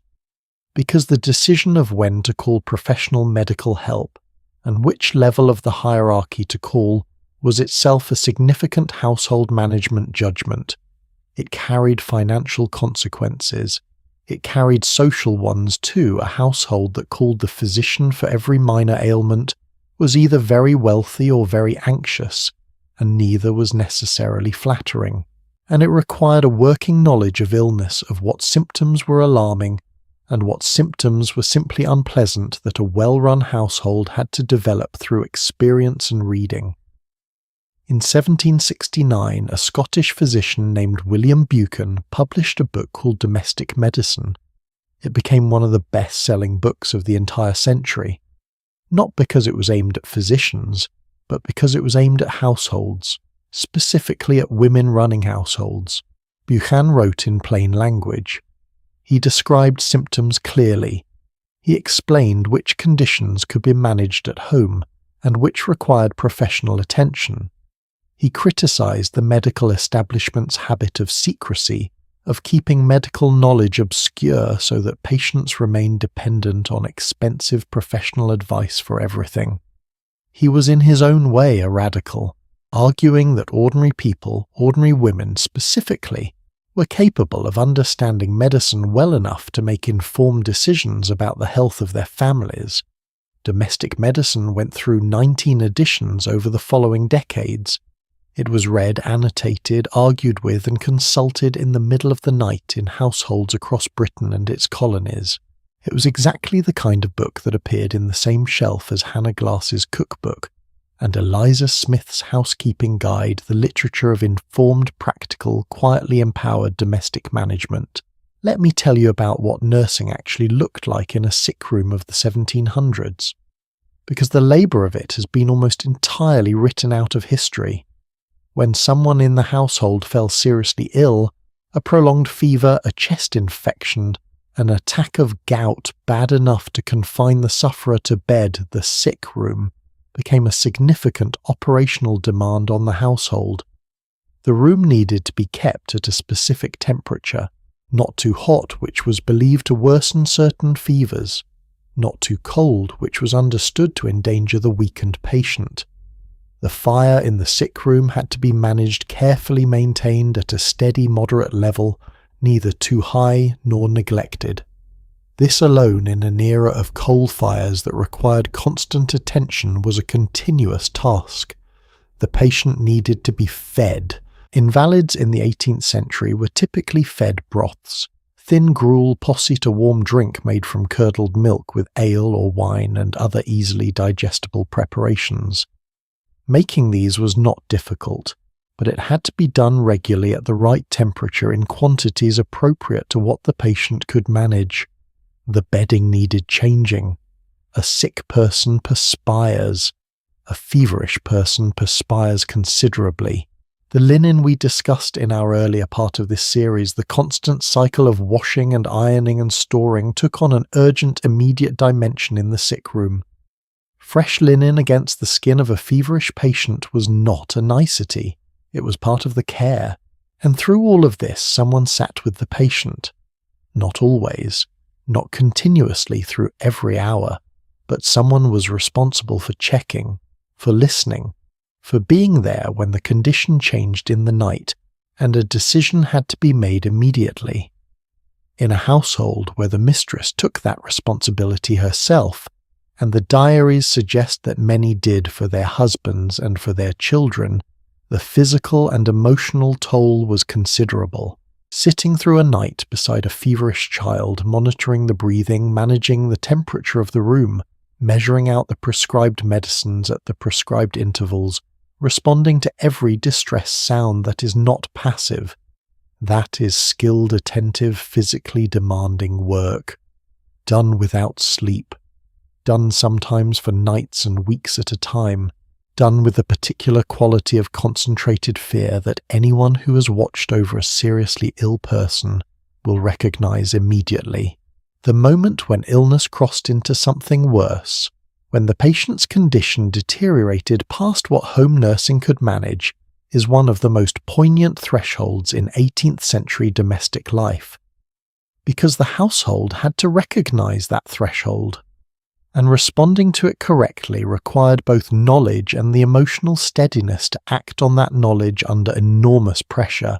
There are accounts in the diaries of the period, accounts written after the fact in the way people write about things they need to process by writing, that describe this moment with extraordinary vividness. The decision to send for the physician in the middle of the night. The wait for him to arrive. The examination conducted by candlelight, the prescription which might be bloodletting, which might be a powerful medicine from the apothecary, which might be simply rest and time, and then the continued waiting. Because that is what illness ultimately demanded, not heroic action, not a cure that arrived and resolved everything, but the steady, unglamorous endurance of uncertainty.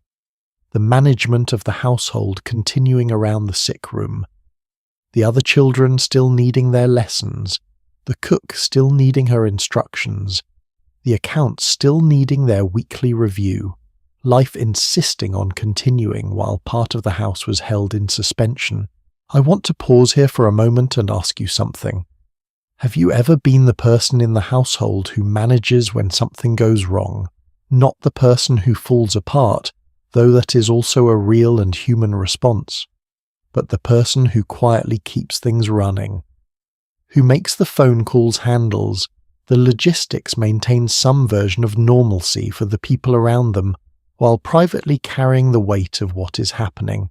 If you have been that person, you know a particular kind of exhaustion that is not physical. It is the exhaustion of sustained vigilance, of being the one who is watching when everyone else has permission to be afraid. That exhaustion lived in the 18th century household. It lived in the woman who kept the account book and managed the cook and supervised the linen, and decided when to call the physician, and sat beside the bed at 3 a.m, making sure the fire had not gone out. She did not have a name for what she was carrying, but she carried it, and when sometimes the illness did not resolve, when the patient, the husband, the child, the beloved servant who'd been in the household for 20 years did not recover, then the house faced its final domestic challenge of this kind. Death in the 18th century happened at home, not in a hospital, not in a clinical mediated space designed to distance the living from the dying. At home, in the room where the person had lived, surrounded by the people who knew them. And the management of death, the laying out of the body, the notification of family, the organization of mourning, the beginning of the long domestic process of grief fell to the household, to the woman who had managed everything else. Who now managed this? There are no words for what that required of people, but I think after everything we have explored tonight about who these women were and what they carried, you already understand it. We have spent this part of our journey in the sick room, in the space where the household's resilience was tested most directly, and where its limitations were felt most acutely. And now I want to bring us somewhere different, to the end of the journey, not to a sick room or an account book or a coal cellar, but to a question. The question that has been living quietly underneath everything we have talked about tonight. The real cost of all of this, not in shillings and pence, not in miles walked or buckets carried or fires lit before dawn, but the deeper cost, what it actually meant to be the person who held all of this together, every day, without rest, without recognition, without anyone stopping to say this is remarkable. What you are doing is remarkable. That reflection, that final honest reckoning with what running an 18th century household truly cost a human being is the last place our story goes tonight. And I think you will find that it lands closer to the present than you expect. We've travelled a long way tonight, through the dark corridors of a house that woke before dawn and never truly rested, through kitchens and coal cellars, linen closets and still rooms, sick rooms and nurseries, through account books written by candlelight and character references that could make or end a life, and jam jars sealed with hope against the coming winter. And now I want to sit with you here at the end of it and ask a question that I think deserves more than a passing answer. What do we do with all of this, not academically, not as a matter of historical record, but humanly? What do we actually do with the knowledge of what it took, what it cost to keep a home alive in the 18th century?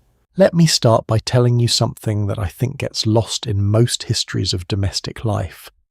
The work we have been describing, the fires and the food and the water and the wages and the medicines and the children and the grief, was not considered significant by the world that surrounded it. Not officially, not publicly. In the 18th century, the great events of history were happening elsewhere, in parliaments and battlefields, in counting houses and coffee houses, in the salons where philosophers argued about the nature of liberty, and in the courts where kings and queens made decisions that would reshape the map of the world. The household was not where history happened. It was where history was sustained, where the people who made history were fed and clothed and kept alive and educated and nursed back to health when they fell ill, where the next generation of history makers was born and loved and raised into the world. The household was the infrastructure of civilization, and the people who ran it were officially doing nothing of consequence. I want to give you a number. In 1791, near the end of our century, the political philosopher and writer Mary Wollstonecraft published a work called A Vindication of the Rights of Woman. It is one of the most important texts of the entire 18th century. In it she made an argument that was at the time considered by many people to be either radical or absurd. She argued that women were not naturally inferior to men in reason or capacity. She argued that the apparent weakness and incompetence of women was the direct result of their education and their social circumstances of being trained from childhood into dependence rather than capability. And she argued with a precision that is sometimes genuinely funny in its controlled fury that a society which wasted the intellectual and practical capacities of half its population was a society making itself less than it could be. Wollstonecraft was writing about education and political rights, but she was also, whether she fully knew it or not, writing about the households we have been exploring all night, about the women who ran them, about the gap between the complexity of what those women did and the social recognition they received for doing it, about the extraordinary human waste of genius going unacknowledged because the room in which it operated had a kitchen door rather than a chamber door. Here is what I keep returning to. The women we have met across this series, the Elizabeth Shackletons, the Hester Thrales, the unnamed woman in Bath who taught her sister never to let the tradespeople see her, uncertain the woman who balanced her accounts to 12 shillings and adjusted her candles and her peas and restored the balance. These were not ordinary people doing ordinary things. They were extraordinary people doing extraordinary things, in conditions that would test the organizational capacity of anyone, without the tools, the recognition, or the legal rights that would have made their work significantly easier. They managed complex human organizations. They made financial decisions with consequences measured in the stability of their family's entire social position. They practiced medicine with the knowledge available to them. They preserved food, brewed drink, administered medicines, negotiated credit, managed staff, educated children, maintained social networks, and absorbed the emotional weight of loss and uncertainty without being given either the language or the space to set that weight down. And they did it every day, without a day off, without a title, without a salary, without anyone in most cases ever stopping to say what you are doing here is genuinely remarkable. Now I want to be careful here, because there is a version of this story that tips into pure sentimentality that turns these women into saintly martyrs and the households they ran into scenes of noble suffering. That version is not true either. The 18th century household was not uniformly wonderful. It contained real inequalities, real hardship, real injustice towards servants, toward the poor, toward the enslaved people, whose labour made the sugar in the still-room possible. The same woman who managed her household with admirable competence might have treated a servant with cruelty, or refused to question the social structures that kept other women in far worse conditions than her own. History is not a morality tale with clean heroes and clear lessons. It is a record of human beings doing their best and sometimes their worst, in circumstances they did not entirely choose. Acknowledging the remarkable thing does not require pretending the complicated thing was not also true. Both were real, both mattered. What has changed and what has not? This is the question that I think is worth sitting with for a few minutes before we say good night. What has genuinely changed since the 18th century in the story of what it takes to run a home? The physical labour has changed beyond recognition. The fire does not need to be lit before dawn. The water comes from the tap heated by systems we never see and rarely think about. The food can be preserved in a refrigerator and purchased in any season. The laundry takes an hour, not a day. The medicine we have access to is compared to bloodletting and blistering plasters so effective as to be almost magical. These changes are real, and they are enormous, and I think we should acknowledge them more often than we do. The next time your washing machine finishes a cycle, or you take a painkiller that actually works, or you drink tap water without any thought at all, there is a version of gratitude available in that moment that is richer than we usually allow ourselves to feel. Because someone lived the alternative, many millions of someones, and they did not have the option of gratitude for conveniences they had no way to imagine. But here is what has not changed. The work of running a home, even a modern home with all its conveniences, is still undervalued in exactly the way it was in the 18th century.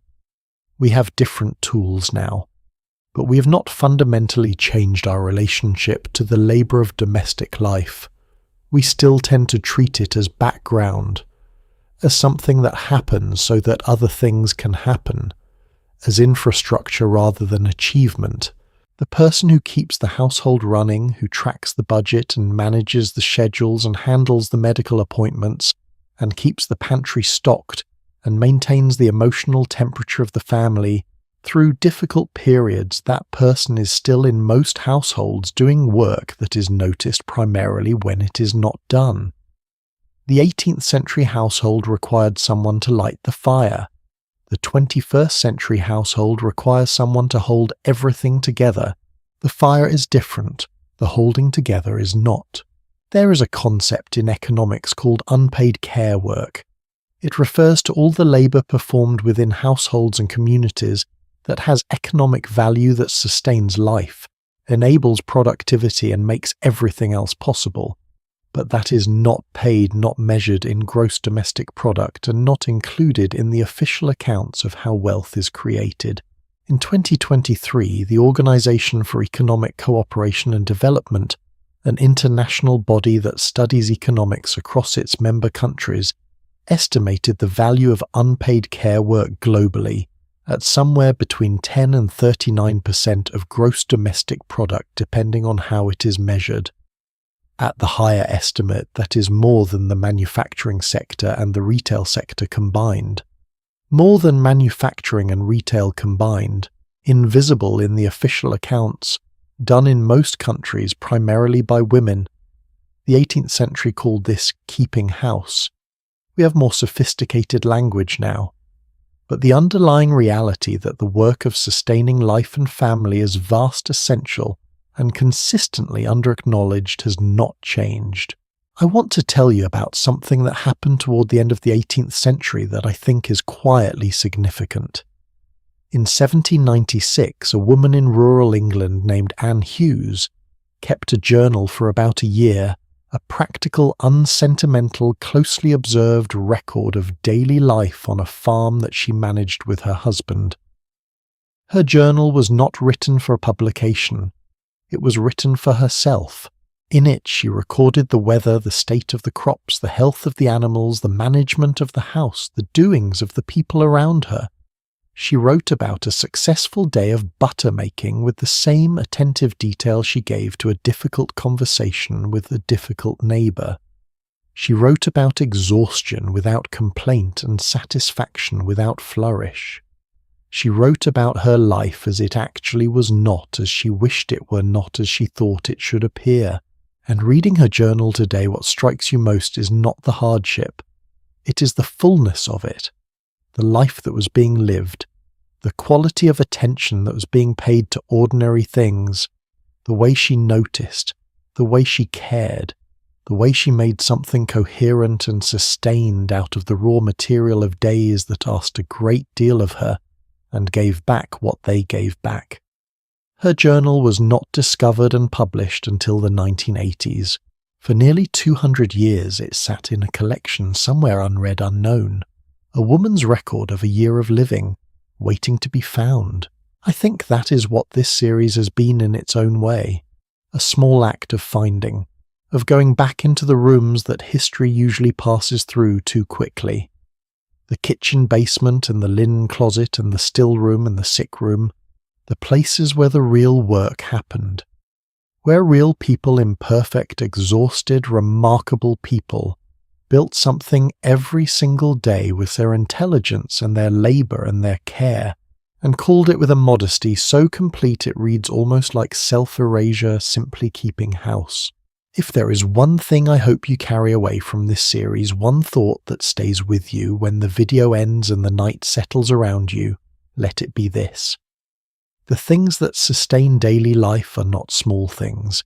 The warmth in the room, the food on the table, the clean linen, the medicine measured out at the right hour, the accounts kept to the last penny so that 12 people can eat, and the household can hold together for one more quarter. These are not small things. They were not small things in the 18th century. They are not small things now, and the people who do them quietly, consistently, without requiring acknowledgement, deserve to be seen. Not occasionally, not just on the days when something goes wrong and you realize suddenly what has been holding everything together, but regularly, in the ordinary light of an ordinary day, when the fire is lit and the water is warm and the house is running the way a house runs when someone somewhere is paying attention.